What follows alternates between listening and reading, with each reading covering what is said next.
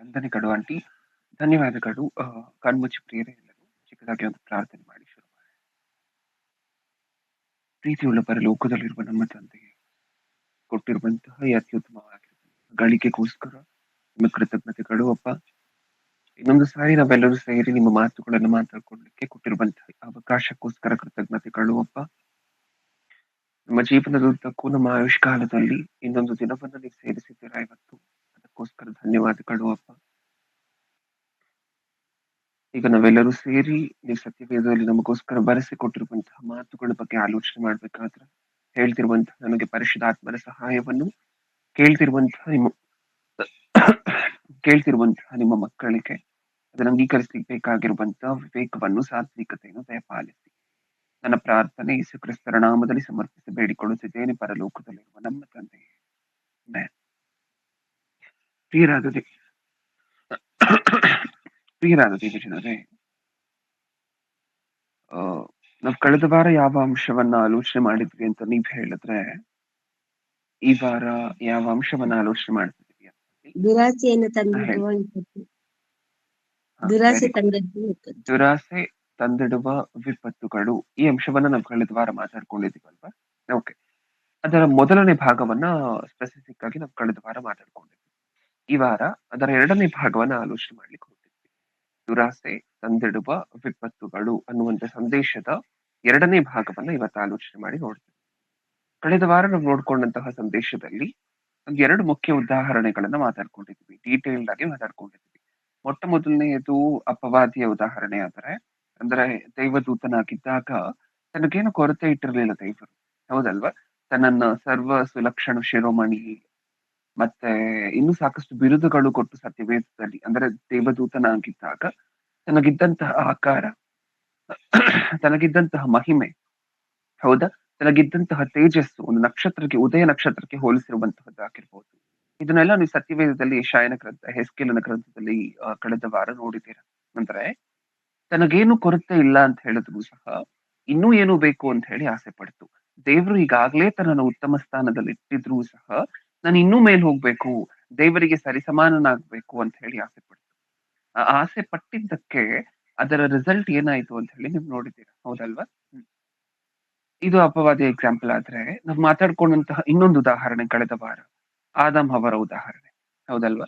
ಆದಾಮ್ ಹವ್ವರಿಗೂ ಏನು ಕೊರತೆ ಇರಲಿಲ್ಲ, ಬೇಕಾಗಿರುವಂತಹ ಸಮಸ್ತವನ್ನು ದೇವ್ರು ಕೊಟ್ಟಿದ್ರು. ನಿಜನ, ತಿನ್ಲಿಕ್ಕೇನು ಕೊರತೆ ಇರಲಿಲ್ಲ, ಆಯುಷ್ಕಾಲದ ಕೊರತೆ ಇರಲಿಲ್ಲ, ಯಾವಾಗ ಹೊರಟೋಗ್ತೀನಿ ಅನ್ನುವಂತಹ ಭಯ ಇತ್ತ ಅವ್ರಿಗೆ? ಇಲ್ಲ. ಅಂದ್ರೆ ಆಯಾಸ ಆಗತ್ತೆ, ಕೆಲಸ ಮಾಡ್ಬೇಕು, ಉದ್ಯೋಗಕ್ಕೆ ಹೋಗ್ಬೇಕು, ಫ್ಯಾಕ್ಟ್ರಿಗೆ ಹೋಗ್ಬೇಕು ಅನ್ನುವಂತ ಕೊರತೆ ಏನಾದ್ರು ಇತ್ತ? ಅದು ಇಲ್ಲ. ಯಾವ ಕೊರತೆಯೂ ಇಲ್ಲ ಅಂತ ಹೇಳಿದ್ರು ಸಹ, ಬೇಕಾಗಿರುವಂತಹ ಸಮಸ್ತವನ್ನು ದೇವ್ರು ಕೊಟ್ಟಿದ್ರು ಸಹ ಇನ್ನೂ ಏನು ಬೇಕು, ಇದನ್ನ ತಿಂದ್ರೆ ನಾನು ದೇವ್ರ ತರ ಆಗೋಗ್ತೀನಿ ಅಂತ ಅನ್ಕೊಂಡೆ ಅಲ್ವಾ ಅವ್ರು ತಿಂದಿತ್ತು. ಅಂದ್ರೆ ಈಗ ದೇವ್ರು ನನಗ್ ಕೊಟ್ಟಿರುವಂತಹ ಸ್ಥಾನ ಸಾಕಾಗ್ತಿಲ್ಲ, ಆ ಸ್ಥಾನದಲ್ಲಿ ಏನು ಕೊರತೆ ಇಲ್ಲ. ಆ ಸ್ಥಾನ ದೇವರು ಅವರು ಕೊಟ್ಟಿರುವಂತಹ ಸ್ಥಾನ, ಅವರು ದೇವ್ರು ಕೊಟ್ಟಿರುವಂತಹ ಆಕಾರದಲ್ಲಿ ಈಗ ಏನು ಕೊರತೆ ಇಲ್ಲ. ಆದ್ರೂ ಸಹ ಇನ್ನೂ ಏನೋ ಆಗೋಗ್ತೀನಿ, ಇನ್ನೂ ಚೆನ್ನಾಗ್ ಆಗೋಗ್ತೀನಿ. ದುರಾಸೆ. ಅದಾದ್ಮೇಲೆ ಏನ್ ಮಾಡ್ತು ಅಂತ ಹೇಳಿ ನೀವು ನೋಡಿದ್ರಲ್ವಾ. ಬೀದಿಗೆ ಬಂದು ಎಲ್ಲ ಕಳ್ಕೊಂಡು, ಏದೇನ್ ತೋಟದಿಂದ ತಳ್ಳಲ್ಪಟ್ಟ ನಂತರ ಬೀದಿಗೆ ಬಂದು ಬೀಳುವಂತಹದ್ದೇ ಅಲ್ವಾ ಪರಿಸ್ಥಿತಿ, ಹೌದಲ್ವಾ. ಅಲ್ಲಿಂದ ಒಂದೊಂದಾಗಿ ಕಷ್ಟಗಳು ಶುರು ಆಗ್ತಾ ಹೋಯ್ತು. ಹೌದು, ಇದಿಷ್ಟು ಸಹ ನಾವು ಕಳೆದ ವಾರ ಮಾತಾಡ್ಕೊಂಡಂತಹ ವಿಚಾರಗಳು. ಈ ದುರಾಸೆ ಅನ್ನುವುದಕ್ಕೆ ಉದಾಹರಣೆಗಳು ಅಲ್ಲಿಗೆ ನಿಲ್ಲೋದಿಲ್ಲ. ಸತ್ಯವೇದದಲ್ಲಿ ಇನ್ನೂ ಸಾಕಷ್ಟಿದೆ. ಅದರಲ್ಲಿ ಇನ್ನೂ ಸ್ವಲ್ಪ ಇವತ್ತು ನೋಡ್ಕೊಂಡು ದುರಾಸೆ ಅನ್ನುವಂತಹ ಅಂಶವನ್ನ ಇವತ್ತು ಕಂಪ್ಲೀಟ್ ಮಾಡ್ಕೊಳ್ಳೋಣ. ಓಕೆ, ನೆಕ್ಸ್ಟ್ ಇನ್ನು ಹಾಗೆ ಹುಡುಕ್ತಾ ಹೋದಾಗ ನೀವು ಸತ್ಯವೇದದಲ್ಲಿ ದುರಾಸೆ, ಅತಿ ಆಸೆ ಅನ್ನುವುದಕ್ಕೆ ದುಷ್ಟಾಂತಗಳು, ಉದಾಹರಣೆಗಳನ್ನ ಹುಡುಕ್ತಾ ಹೋದಾಗ ಸಾಕಷ್ಟು ಉದಾಹರಣೆಗಳಿದೆ. ಆದ್ರೆ ನಮಗೆ ನಮ್ಮ ಸುತ್ತಮುತ್ತ ನಡೆಯುವಂತಹ ಘಟನೆಗಳಿಗೆ ನೀಟಾಗಿ ಕನೆಕ್ಟ್ ಆಗುವಂತಹ ಉದಾಹರಣೆಗಳು ಅಂತ ಹೇಳಿದ್ರೆ ಇಸ್ರಾಯೇಲಿಯರ ಘಟನೆಗಳು, ಹೌದಲ್ವಾ. ಈ ಇಸ್ರಾಯೇಲಿಯರಿಗೆ ಇವ್ರು ಎಲ್ಲಿ ದುರಾಸೆ ಪಟ್ರು ಅಂತ ಹೇಳಿದ್ರೆ, ಇವ್ರು ದುರಾಸೆ ಪಡುವ ಅನ್ನುವಂತಹ ಗುಣ ಸರ್ವೇ ಸಾಮಾನ್ಯವಾಗಿ ರೂಢಿಸ್ಕೊಂಡ್ಬಿಟ್ಟಿರ್ತಾರೆ. ಐಗುಪ್ತ ದೇಶದಲ್ಲಿ ಇಂದ ಕರ್ಕೊಂಡ್ ಬರ್ಬೇಕಾದ್ರೆ ಅದನ್ನ ಪ್ರತಿ ಸನ್ನಿವೇಶದಲ್ಲೂ ಪ್ರದರ್ಶಿಸ್ತಿರ್ತಾರೆ, ಹೌದಾ. ಒಂದ್ಸಾರಿ ಆಹಾರ, ಇವರಿಗೆ ಆಹಾರ ಬೇಕು ಅಂತ ಹೇಳಿದಾಗ ದೇವರು ಮನ್ನ ಸುರಿಸುವಂತಹದ್ದು ನಿಮಗೆ ಗೊತ್ತು, ಆಕಾಶದಿಂದ, ಹೌದಲ್ವಾ. ಆ ಮನ್ನ ಕೊಡ್ಬೇಕಾದ್ರೆ ದೇವರು ಸ್ಪೆಸಿಫಿಕ್ ಆಗಿ ಇನ್ಸ್ಟ್ರಕ್ಟ್ ಮಾಡ್ತಾರೆ ಮೋಶೆ ಮುಖಾಂತರ. ಏನ್ ಮಾಡಬಾರ್ದು ಆ ಮನ್ನವನ್ನ. ನೀವು ಒಂದ್ಸಾರಿ ನೋಡಿ ಪ್ರಿಯರ ಸತ್ಯವೇದದಲ್ಲಿ ಆ ಮಾತನ್ನ. ವಿಮೋಚನಕಾಂಡ ವಿಮೋಚನಕಾಂಡ 16ನೇ ಅಧ್ಯಾಯ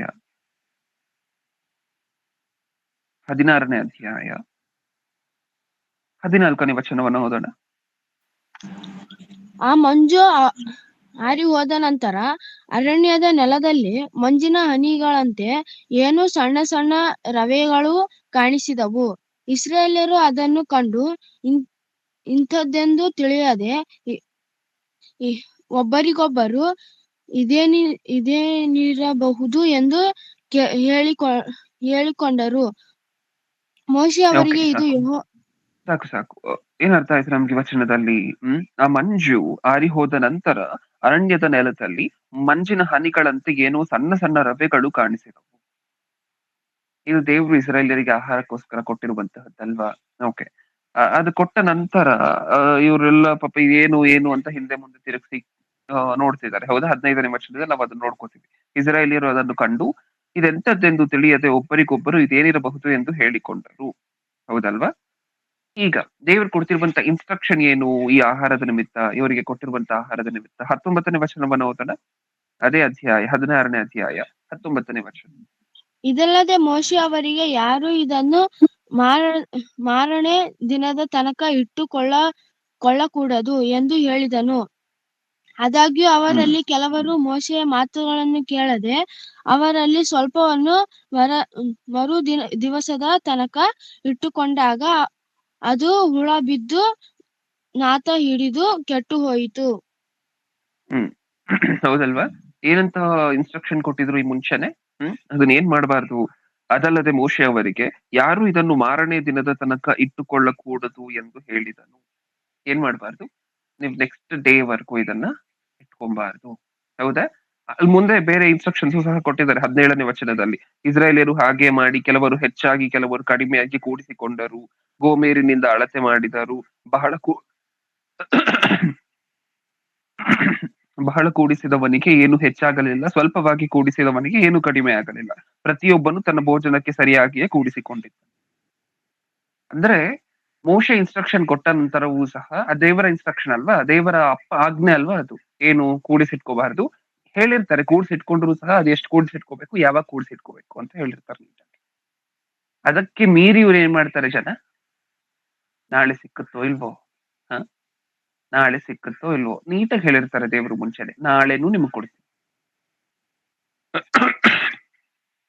ನಾಳೆನು ಇದನ್ನ ಫ್ರೆಶ್ ಆಗಿ ನಿಮಗೆ ನಾನು ಕೊಡ್ತೀನಿ ಅಂತ ಹೇಳಿರ್ತಾರೆ.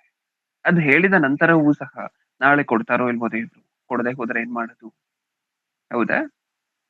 ಕೂಡಿಸಿಟ್ಕೊಳ್ಳೋಣ, ಬಾಚ್ಕೊಳ್ಳೋಣ. ಏನಂತ ಕರಿತೀವಿ ಇದನ್ನ? ಅದು ಕೂಡಿಸಿಟ್ಕೋಬೇಕು ಅಂತ ಹೇಳಿದ್ರೆ ಇವ್ರ ಸ್ಥಳದಲ್ಲಿ ಬಿದ್ದಿರುವಂತಹದನ್ನ ಹಾಕೋಬೇಕು, ಇನ್ನೊಂದ್ ಸ್ಥಳದಲ್ಲಿ ಓಡೋಗಿ ಅದನ್ನು ತಗೊಂಡ್ಬರ್ಬೇಕು, ಇನ್ನೊಂದ್ ಸ್ಥಳದಲ್ಲಿ ಹೋಗಿ ಬಾಚಿ ಎತ್ಕೊಂಡ್ಬರ್ಲಿಕ್ಕೆ ಒಂದ್ ಪಾತ್ರೆಯನ್ನ ತಗೊಂಡೋಗಿ ಅದನ್ನು ತಗೊಂಬಂದ್ ಇಟ್ಕೋಬೇಕು. ನಾನು ಹೇಳ್ತಿರುವಂತದ್ದು ನಿಮ್ಗೆ ಅರ್ಥ ಆಗ್ತಿದ್ಯಾ? ಕೂಡಿಸಿಟ್ಕೋಬೇಕಂದ್ರೆ ಅವ್ರಿಗೆ ಏನೆಲ್ಲ ಪ್ರಯಾಸ ಪಟ್ಟಿರ್ಬೇಕು ಅಂತ ಒಂದ್ಸರಿ ಊಹೆ ಮಾಡ್ಕೊಂಡು ನೋಡ್ಕೊಂಡು.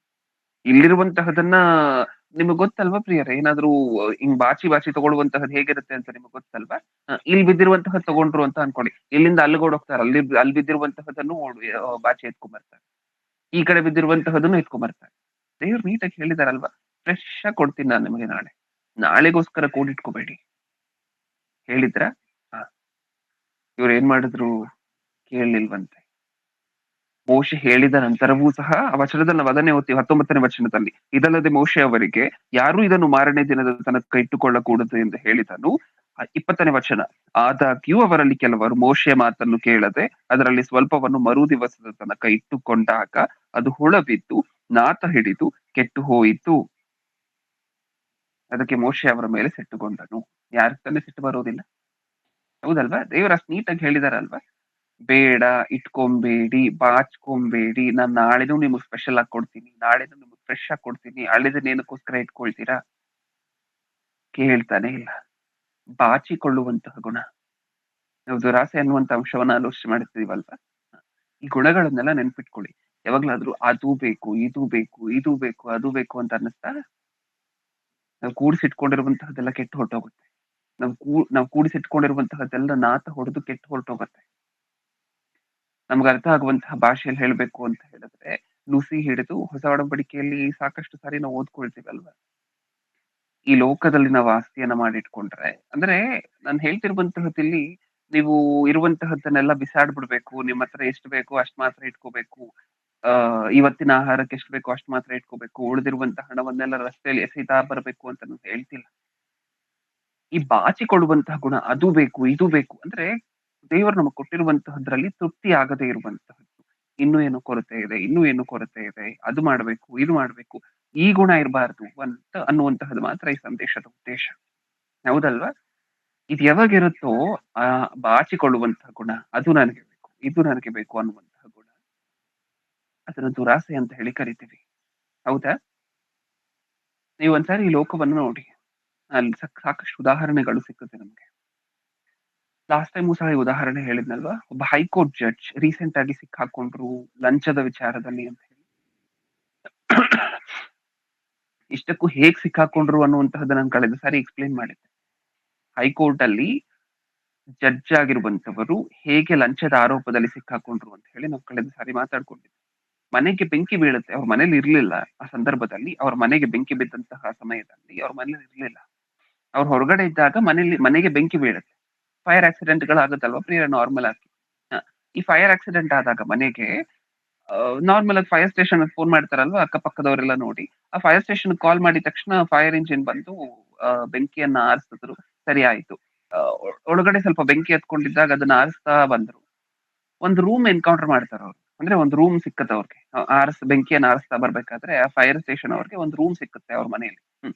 ಆ ರೂಮ್ ಅಲ್ಲಿ ನೀಟಾಗಿ ಜೋಡಿಸ್ಬಿಟ್ಟಿದಾರಂತೆ ಬಂಡಲ್ಗಳನ್ನ, ಕರೆನ್ಸಿ ಬಂಡಲ್ಗಳನ್ನ, ನೋಟ್ಗಳನ್ನ ನೀಟಾಗಿ ಫುಲ್ ರೂಮ್ ಪೂರ್ತಿ ಜೋಡಿಸ್ಬಿಟ್ಟಿದ್ದಾರೆ. ಯಾವಾಗ ಸಿಕ್ತು? ಬೆಂಕಿಯನ್ನ ಆರಿಸ್ಬೇಕಾದ್ರೆ ಫೈರ್ ಸ್ಟೇಷನ್ ಅವರು ಸಿಕ್ಕಿದೆ. ಹೌದಾ? ಅದನ್ನ ನೋಡಿದ ತಕ್ಷಣ ಇಮಿಡಿಯೇಟ್ ಆಗಿ ಪೊಲೀಸ್ ಇನ್ಫಾರ್ಮೇಶನ್ ಕೊಟ್ಟು ಪೊಲೀಸ್ ಅವ್ರು ಬಂದು ಅದನ್ನ ಚೆಕ್ ಮಾಡಿ, ಓಕೆ ಇದು ಲಂಚದ ಹಣ ಅಂತ ಹೇಳಿ ಇನ್ವೆಸ್ಟಿಗೇಷನ್ ಇಂಕ್ವೈರಿಗಳೆಲ್ಲ ಆದ ನಂತರ, ರೈಡ್ಗಳೆಲ್ಲ ಆದ ನಂತರ ಕನ್ಫರ್ಮ್ ಮಾಡಿದ್ದಾರೆ. ಹೌದಾ? ಹೆಂಗ್ ಸಿಕ್ಕಾಕ್ಸಿದ್ರು ನೋಡಿ ದೇವ್ರು, ಒಂದ್ಸರಿ ಯೋಚನೆ ಮಾಡಿ ನೋಡಿ. ಅಂದ್ರೆ ಈ ವ್ಯಕ್ತಿಗೆ ಬರ್ತಿರುವಂತಹ ಸ್ಯಾಲ್ರಿ ಕಡಿಮೆನಾ, ಲಂಚ ಏನಕ್ಕೋಸ್ಕರ ತಗೊಂಡಿದ್ದಾನೆ ಅಂತ ಹೇಳಿದ್ರೆ ಈ ವ್ಯಕ್ತಿಗೆ ಬರ್ತಿರುವಂತಹ ಸ್ಯಾಲ್ರಿ ಕಡಿಮೆನಾ ಅಂತ ಹೇಳಿ ನೀವು ಯೋಚನೆ ಮಾಡಬಹುದು. ಎಷ್ಟು ಗೊತ್ತಾ? ಹೈಕೋರ್ಟ್ ಜಡ್ಜ್ ಇರುವಂತಹ ಸ್ಯಾಲ್ರಿ ಎಷ್ಟು ಗೊತ್ತಾ? ಪರ್ಕ್ಸ್, ಪ್ರಿವಿಲೇಜಸ್ ಎಲ್ಲ ಸೇರಿದ ನಂತರ ಸುಮಾರು 2 ರಿಂದ 2.5 ಲಕ್ಷ ಅನ್ಸುತ್ತೆ. ಹೌದಾ? ಹೈಕೋರ್ಟ್ ಜಡ್ಜ್ಗೆ ಬರುವಂತ ಸ್ಯಾಲ್ರಿ ಎಷ್ಟು? ಮಂತ್ಲಿ ಒಂದು ತಿಂಗಳಿಗೆ ಬರುವಂತ ಸಂಬಳ ಎಷ್ಟು? 2 ರಿಂದ 2.5 ಲಕ್ಷ ಒಂದು ತಿಂಗಳಿಗೆ. ಅಷ್ಟೇ ಅಲ್ಲ, ಅಷ್ಟರ ಜೊತೆ ಉಳಿದ ಅಲೋವೆನ್ಸಸ್ ಗಳು ಬರ್ತಿರುತ್ತೆ. ಟ್ರಾವೆಲ್ ಅಲೋವೆನ್ಸ್ ಬರುತ್ತೆ, ಗಾಡಿಗೆ ಇವರು ತಮ್ಮ ಸರ್ಕಾರನೇ ಕಾರ್ಗಳನ್ನ ಕೊಡುತ್ತೆ. ಇವ್ರ ಸ್ವಂತ ಕಾರ್ಗಳೇನು ಉಪಯೋಗ ಮಾಡ್ಕೋಬೇಕಾಗಿರುವಂತ ಅವಶ್ಯಕತೆ ಇಲ್ಲ. 2-3 ಕಾರು ಸರ್ಕಾರನೇ ಇವ್ರಿಗೆ ಕೊಡುತ್ತೆ. ಆ ಕಾರನ್ನ ಓಡಿಸ್ಲಿಕ್ಕೆ ಡ್ರೈವರು ಸರ್ಕಾರನೇ ಕೊಡುತ್ತೆ. ಆ ಡ್ರೈವರ್ ಇವ್ರ ಕೈಯಿಂದ ಸಂಬಳ ಕೊಡ್ಬೇಕಾಗಿರುವಂತ ಅವಶ್ಯಕತೆ ಇಲ್ಲ, ಸರ್ಕಾರ ಕೊಡುತ್ತೆ. ಹೌದಾ? ಇವ್ರ ಮನೇಲಿ ಅಡ್ಗೆ ಮಾಡ್ಲಿಕ್ಕೋಸ್ಕರ ಶೆಫ್ ಗಳನ್ನು ಸರ್ಕಾರನೇ ಕೊಡುತ್ತೆ. ಅಡಿಗೆ ಮಾಡ್ಕೋಬೇಕಾಗಿರುವಂತ ಅವಶ್ಯಕತೆನೂ ಇಲ್ಲ. ಆ ಶೆಫ್ಗಳಿಗೆ ಸರ್ಕಾರನೇ ಸ್ಯಾಲರಿ ಪೇ ಮಾಡುತ್ತೆ. ಹೌದಾ? ಇವ್ರ ಮನೆಯಲ್ಲಿ ಕೆಲಸ ಮಾಡ್ಲಿಕ್ಕೆ ಸರ್ವೆಂಟ್ ಗಳನ್ನು ಸಹ, ಅಂದ್ರೆ ನಮ್ಗ್ ಅಲ್ಲಿ ಆ ಭಾಷೆಯಲ್ಲಿ ಹೇಳ್ಬೇಕು ಅಂತ ಹೇಳಿದ್ರೆ ಸರ್ವೆಂಟ್ಗಳು, ಎಂಪ್ಲಾಯೀಸ್ ಅನ್ನು ಸಹ ಸರ್ಕಾರನೇ ಕೊಡುತ್ತೆ ಮನೆಯಲ್ಲಿ ಕೆಲಸ ಮಾಡ್ಲಿಕ್ಕೋಸ್ಕರ. ಅಂದ್ರೆ ಮನೇಲಿ ಕೆಲಸ ಮಾಡುವಂತವ್ರು ಇರ್ತಾರೆ, ಅಡಿಗೆ ಮಾಡುವಂತವ್ರು ಇರ್ತಾರೆ, ಕಾರ್ ಡ್ರೈವ್ ಮಾಡುವಂತವ್ರು ಇರ್ತಾರೆ, ಸೆಪರೇಟ್ ಆಗಿ ಇರ್ತಾರೆ. ಇವ್ರಿಗೆಲ್ಲ ಯಾರು ಕೊಡ್ತಾರೆ ಸಂಬಳ? ಇವ್ರ ಕೈಯಿಂದ ಕೊಡೋದಿಲ್ಲ. ಇವ್ರಿಗೆ ಬರುವಂತ 2.5 ಲಕ್ಷ ಸಂಬಳದಲ್ಲಿ ಕೊಡೋದಿಲ್ಲ ಸಂಬಳ, ಸರ್ಕಾರ ಆ ಕಡೆಯಿಂದ ಸಂಬಳ ಕೊಡುತ್ತೆ. ಹಾಗಾದ್ರೆ ಇವ್ರ ಜೇಬಿಗೆ ಹೋಗುವಂತ 2.5 ಲಕ್ಷ ಸಂಬಳನು ಇವ್ರದೇನ? ಹೌದು. ಅದರಿಂದ ಗಾಡಿಗೆ ಪೆಟ್ರೋಲ್ ಡೀಸೆಲ್ ಹಾಕ್ಸುವಂತಹದ್ದು ಇಲ್ವಾ? ಇಲ್ಲ. ಅದು ಸಹ ಸರ್ಕಾರದ ಹಣದಲ್ಲಿ ನಡೆಯುತ್ತೆ. ಟ್ರಾವೆಲ್ ಅಲೋವೆನ್ಸ್ ಅಂತ ಹೇಳಿ ಸೆಪರೇಟ್ ಆಗಿ ಬರುತ್ತೆ. ಅಂದ್ರೆ ಇವ್ರು ಏನ್ ಪರ್ಚೇಸ್ ಮಾಡಿದ್ರು ಮತ್ತೆ ಸರ್ಕಾರ ಅದಕ್ಕೆ ಹಣ ಕೊಡುತ್ತಾ? ಹೌದು. ಇವ್ರು ಹೊರದೇಶಕ್ಕೆ ಟ್ರಿಪ್ ಹೋಗ್ಬೇಕು ಅಂದ್ರೆ, ವರ್ಷಕ್ಕೆ 2 ವರ್ಷಕ್ಕೆ ಒಂದ್ಸಾರಿನೋ ಏನೋ ಸರ್ಕಾರನೇ ಅದನ್ನ ಸ್ಪಾನ್ಸರ್ ಮಾಡಿ ಕಳಿಸ್ಕೊಡ್ತಾರೆ. ಹೌದಾ? ಇಷ್ಟು ಅಡ್ವಾಂಟೇಜ್ ಇದೆಯಾ? ಇಷ್ಟು ಅನುಕೂಲತೆ ಇದೆಯಾ? ಈಗ ನೀವ್ ಹೇಳಿ, ಒಬ್ಬ ಮನುಷ್ಯನಿಗೆ ತನ್ನ ಕುಟುಂಬದಲ್ಲಿ ಎಷ್ಟು ಜನ ಇದ್ರು 2.5 ಲಕ್ಷ ಸಂಬಳದಲ್ಲಿ ಬದುಕಬಹುದಾ? ಬದುಕ್ಬೋದು. ಬದುಕ್ಬೋದಾ? ಹೆಂಗ್ ಬದುಕ್ಬೋದು? ಬಡವರಾಗಿ ಬದುಕ್ಬೋದಾ? ಶ್ರೀಮಂತರಂತೆ ಬದುಕ್ಬೋದಾ? ಐಷಾರಾಮಿಯಾಗಿ ಬದುಕಬಹುದು. ಹೌದಾ? ಏನು ಖರ್ಚೇ ಇಲ್ಲ. ತಾನ್ ಖರ್ಚು ಮಾಡ್ಬೇಕಾಗಿರುವಂತಹದ್ದು ಏನೂ ಇಲ್ಲ. ಎಲ್ಲದಕ್ಕೂ ಸಹ ಅಲವೆನ್ಸ್ ಬರ್ತಾ ಇರುತ್ತೆ. ಪ್ರತಿಯೊಂದಕ್ಕೂ ಅಲವೆನ್ಸ್ ಬರುತ್ತೆ. ರಿಟೈರ್ ಆದ ನಂತರ ಪೆನ್ಷನ್ ಬರುತ್ತೆ. ಹೌದಾ? ಇಷ್ಟು ಬರುತ್ತೆ. ಟ್ರಿಪ್ಗೆ ಹೋದ್ರು ಸರ್ಕಾರ ಸ್ಪಾನ್ಸರ್ ಮಾಡ್ತಾರ? ಹೌದು. ಮಕ್ಕಳಿಗೆ ಎಜುಕೇಶನ್ಗೋಸ್ಕರ ಮತ್ತೆ ಹಣ ಬರುತ್ತೆ ಗೊತ್ತಾ, ಸೆಪರೇಟ್ ಆಗಿ ಮಕ್ಕಳ ಎಜುಕೇಶನ್ಗೋಸ್ಕರ ವರ್ಷಕ್ಕೆ ಇಷ್ಟು ಅಂತ ಹೇಳಿ ಬರುತ್ತೆ. ಇಷ್ಟು ಬರುತ್ತಾ? ಅಷ್ಟು ಬರುತ್ತೆ. ಅಷ್ಟನ್ನ ಮೀರಿ ಲಂಚ ತಗೊಂಡು ಒಂದು ರೂಮ್ ಪೂರ್ತಿ ಜೋಡಿಸುವಂತಹ ಅಷ್ಟೊಂದು ಹಣವನ್ನ ಲಂಚವನ್ನಾಗಿ ತಗೊಂಡಿದ್ರೆ ಹೌದು, ಇದನ್ನ ದುರಾಸೆ ಅಂತ ಹೇಳಿ ಕರಿತೇವೆ. ಹೌದಲ್ವಾ? ನಾವ್ ಇದನ್ನ ಅಲ್ವಾ ಮಾತಾಡ್ಕೊಂಡು ಬರ್ತಿರುವಂತಹದ್ದು. ಅಪವಾದಿಯ ವಿಚಾರದಲ್ಲಿ ನಡೆದಂತಹದ್ದಿದೆ ಅಲ್ವಾ, ಆತನಿಗೂ ಏನು ಕೊರತೆ ಇಲ್ಲ, ಎಲ್ಲ ಕೊಟ್ಟಿದ್ರು. ಆದ್ರೂ ಇನ್ನೂ ಎಲ್ಲೋಗ್ಬೇಕು. ಆದಮ್ ಅವರಿಗೂ ಎಲ್ಲ ಕೊಟ್ಟಿದ್ರು, ಇನ್ನೂ ಏನೋ ಆಗೋಗ್ತೀವಿ ಇದನ್ನ ತಿಂದ್ರೆ. ಈ ಜಡ್ಜ್ ಈ ತರ ಲಂಚದ ಆರೋಪದಲ್ಲಿ ಸಿಕ್ಕಾಕೊಳ್ಲಿಕ್ಕೆ ಕಾರಣ ಏನು? ದೇವ್ರು ಎಷ್ಟ್ ಚೆನ್ನಾಗಿ ಸಿಕ್ಕಾಕ್ಸಿದ್ರು ಅಂತ ನೋಡಿ. ಒಂದು ವೇಳೆ ತನ್ನ ಮನೆಗೆ ಬೆಂಕಿ ಹಚ್ಕೊಂಡಿಲ್ಲ ಅಂತ ಹೇಳಿದ್ರೆ ಆ ವಿಚಾರ ಹೊರಗಡೆ ಬರ್ತಾನೆ ಇರ್ಲಿಲ್ಲ. ರಿಟೈರ್ ಆಗೋಗ್ತಿದ್ದ ಇನ್ನೊಂದ್ ಸ್ವಲ್ಪ ವರ್ಷದಲ್ಲಿ ಆ ವ್ಯಕ್ತಿ. ರಿಟೈರ್ ಆದ್ಮೇಲೆ ಇನ್ನೇನಿದೆ, ಎಲ್ಲಾದ್ರೂ ಹೊರದೇಶಕ್ಕೂ ಹೋಗಿ ಎಲ್ಲಾದ್ರೂ ಸೆಟ್ಲ್ ಆಗೋಗ್ತಿದ್ದ. ಹೌದಾ? ಕರೆಕ್ಟ್ ಆಗಿ ಅದೇ ಟೈಮ್ ಬೆಂಕಿ ಹತ್ಕೋಬೇಕಾ? ತಾನು ಮನೆಯಲ್ಲಿ ಇಲ್ಲದೆ ಇರುವಂತ ಟೈಮ್ಗೆ ಬೆಂಕಿ ಹತ್ಕೋಬೇಕಾ ಮನೆಗೆ? ಹಚ್ಚಿದ್ರು ದೇವ್ರು. ಕಲಿಬೇಕಲ್ವ ಪಾಠವನ್ನ? ನಾವು ಪ್ರಸಂಗ ಮಾಡ್ಕೊಡ್ಲಿಕ್ಕೆ, ಈ ಪ್ರಸಂಗವನ್ನು ನಾವೆಲ್ಲರೂ ಮಾತಾಡ್ಕೊಡ್ಲಿಕ್ಕೆ ನಮ್ಗೊಂದು ಉದಾಹರಣೆ ಬೇಕಲ್ವಾ? ಸಾಕಷ್ಟು ಇದೆ ಅಲ್ವಾ? ಅದು ನಡೆದಿದ್ದಕ್ಕೆ ನಾವ್ ಇವತ್ತು ಮಾತಾಡ್ಕೊಳ್ತಿದೀವಿ ಅದ್ರ ಬಗ್ಗೆ. ನಿಜಾನ? ಅದೊಂದು ಉದಾಹರಣೆ ಅಲ್ಲ ಪ್ರಿಯರೇ. ಪೊಲಿಟಿಷಿಯನ್ಸ್ ಅನ್ನೋ ಒಂದ್ಸಾರಿ ನೋಡಿ, ರಾಜಕಾರಣಿಗಳನ್ನ ಒಂದ್ಸಾರಿ ನೋಡಿ. ಅವರು ಡಿಕ್ಲೇರ್ ಮಾಡ್ಬೇಕಾದ್ರೆ ಅವರ ಒಟ್ಟು ಆಸ್ತಿ ಮೌಲ್ಯವನ್ನ ಡಿಕ್ಲೇರ್ ಮಾಡ್ತಾ ಹೋಗ್ತಾರೆ. ಯಾರ ನೆಟ್ವರ್ತು ಸಹ 1,000 ಕೋಟಿ 2,000 ಕೋಟಿ ಈ ತರ ಇರೋದಿಲ್ಲ. 5,000 ಕೋಟಿ 10,000 ಕೋಟಿ 20,000 ಕೋಟಿ, ಹೌದಲ್ವಾ? ಹ. ಅಂದ್ರೆ 20,000 ಕೋಟಿ ಆಸ್ತಿ ಇದೆಯಾ ನಿಮ್ಗೆ? ಎಲ್ಲಿಂದ ಬಂತು? ಎಲ್ಲಿಂದ ಬಂತು? ಇಷ್ಟಕ್ಕೂ ಅವ್ರಿಗೆ ಬರುವಂತ ಸಂಬಳ ಕಡಿಮೆನಾ ಅಂದ್ರೆ ಇಲ್ಲ. ಒಬ್ಬ MLA ಗೆ 1.5 ಲಕ್ಷ ಸಂಬಳ ಬರುತ್ತೆ. MLA ಗೆ, ಆಫ್ಟರ್ ಆಲ್ MLA ಗೆ 1.5 ಲಕ್ಷ ಸಂಬಳ ಬರುತ್ತಾ? ಹೌದು. ಇನ್ನು ಮಿನಿಸ್ಟರ್ ಆಗೋದ್ರು, ಸೆಂಟ್ರಲ್ ಮಿನಿಸ್ಟರ್ ಅಂತ ಹೇಳಿದ್ರೆ ಮುಗೀತು. 2.5 ಲಕ್ಷ, 3 ಲಕ್ಷ, 5 ಲಕ್ಷ ಸ್ಯಾಲರಿ ತಗೊಳ್ಳುವಂತವ್ರು ಇದಾರೆ ಗೊತ್ತಾ, ಕ್ಯಾಬಿನೆಟ್ ಮಿನಿಸ್ಟರ್. ಇಷ್ಟು ಸ್ಯಾಲರಿ ಬಂದ್ರೂ ಲಂಚಕ್ಕೆ ಆಸೆ ಪಡ್ತಿದ್ದಾರೆ. ಲಂಚಕ್ಕೆ ಆಸೆ ಪಟ್ಟು ಮತ್ತೆ ಬೇರೆ ಬೇರೆ ಆರೋಪಗಳಲ್ಲಿ ಸಿಕ್ಕಾಕೊಂಡು ಜೈಲ್ ಪಾಲಾಗಿರುವಂತ ಸುಮಾರು ಜನ ಇದ್ದಾರೆ ರಾಜಕಾರಣಿಗಳು. ಹೌದು. ಅಂದ್ರೆ ಅವ್ರ ಹತ್ರ ಹೋಗಿ ಒಂದ್ಸರಿ ಕೇಳಿ, ಅಲ್ಲ ನಾಯಕರೇ, ನಿಮಗ್ ಬರ್ತಿರುವಂತ ಸ್ಯಾಲರಿ ನಿಮಗ್ ಸಾಕಾಗಿಲ್ವಾ? ನಿಮಗ್ ಸರ್ಕಾರ ಕೊಡ್ತಿರುವಂತ ಸಂಬಳ ನಿಮಗ್ ಸಾಕಾಗೋದಿಲ್ವಾ? ಅವ್ರಿಗೂ ಇದೇ ಫೆಸಿಲಿಟೀಸ್, ನಾನು ಇವಾಗ ತಾನೇ ಹೈಕೋರ್ಟ್ ಜಡ್ಜ್ಗೆ ಏನೇನ್ ಕೊಡ್ತಾರೆ ಅಂತ ಹೇಳಿದ್ನೋ, ಇದೇ ಫೆಸಿಲಿಟೀಸ್ ಅವ್ರಿಗೂ ಕೊಟ್ಟಿರ್ತಾರೆ. ಅವ್ರಿಗೂ ಡ್ರೈವರ್ಗಳು, ಅವ್ರಿಗೂ ಕಾರ್ಗಳು, ಅವ್ರ ಖರ್ಚು ಏನೂ ಇರೋದಿಲ್ಲ. ಆದ್ರೂ 2.5 ಲಕ್ಷ 2 ಲಕ್ಷ ಸಂಬಳ ಬರುತ್ತೆ. ಇಷ್ಟು ಬಂದ್ರೂ ನಿಮಗ್ ಸಾಕಾಗ್ತಿಲ್ವಾ? ಅಂದ್ರೆ ಅದಕ್ಕಿಂತ ಜಾಸ್ತಿ ಇದೆಯಾ ನಿಮ್ಮ ಖರ್ಚುಗಳು? ತಮ್ಮ ಖರ್ಚುಗಳು ಅದಕ್ಕಿಂತ ಜಾಸ್ತಿ ಖಂಡಿತವಾಗ್ಲೂ ಇರಲ್ಲ. ಆಸೆ ಎತ್ತಿಡ್ಬೇಕು. ಮುಂದಿನ ಸಂತಾನಕ್ಕೆ ಮಾಡಿಡ್ಬೇಕು. ಅಕ್ರಮ ಹಣ, ಹೌದಾ? ದುರಾಸೆನಾ? ಹ್ಮ್. ಈ ಗುಣ ನಮ್ಮಲ್ಲಿ ಬಂತು ಅಂತ, ದೇವರಿಗೆ ಆಗದೇ ಇರುವಂತಹ ಗುಣ ಅಂದ್ರೆ ಈ ದುರಾಸೆ ಅನ್ನುವಂಥ, ಅತಿ ಆಸೆ ಅನ್ನುವಂಥ.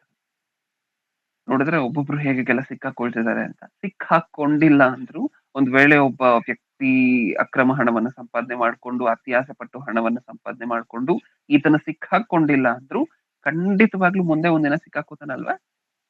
ಈ ಲೋಕದಲ್ಲಿ ಸಿಕ್ಕಾಕೊಂಡಿಲ್ಲ ಅಂತ ಹೇಳಿದ್ರು ದೇವ್ರು ನಿಲ್ಲಿಸ್ತಾರಲ್ವಾ ಯೇಸು ಕ್ರಿಸ್ತ 2ನೇ ಬರೋಣದಲ್ಲಿ. ಏನ್ ಮಾಡ್ದೆ? ನಿನ್ನ ಜೀವನ ಉದುದ್ದಕ್ಕೂ ಸಹ ಬರೀ ಅತಿ ಆಸೆಗೋಸ್ಕರ ಅದು ಬೇಕು ಇದು ಬೇಕು ಬರೀ ಬಾಚ್ಕೊಳ್ಳುವಂತಹದ್ದೇ ಆಗೋಯ್ತಲ್ವಾ ನಿನ್ನ ಜೀವನ, ಹೌದಾ? ದೇವ್ರು ಸತ್ಯವೇದದಲ್ಲಿ ಏನ್ ಹೇಳ್ಕೊಟ್ಟಿದ್ದಾರೆ ಪ್ರಿಯರೇ?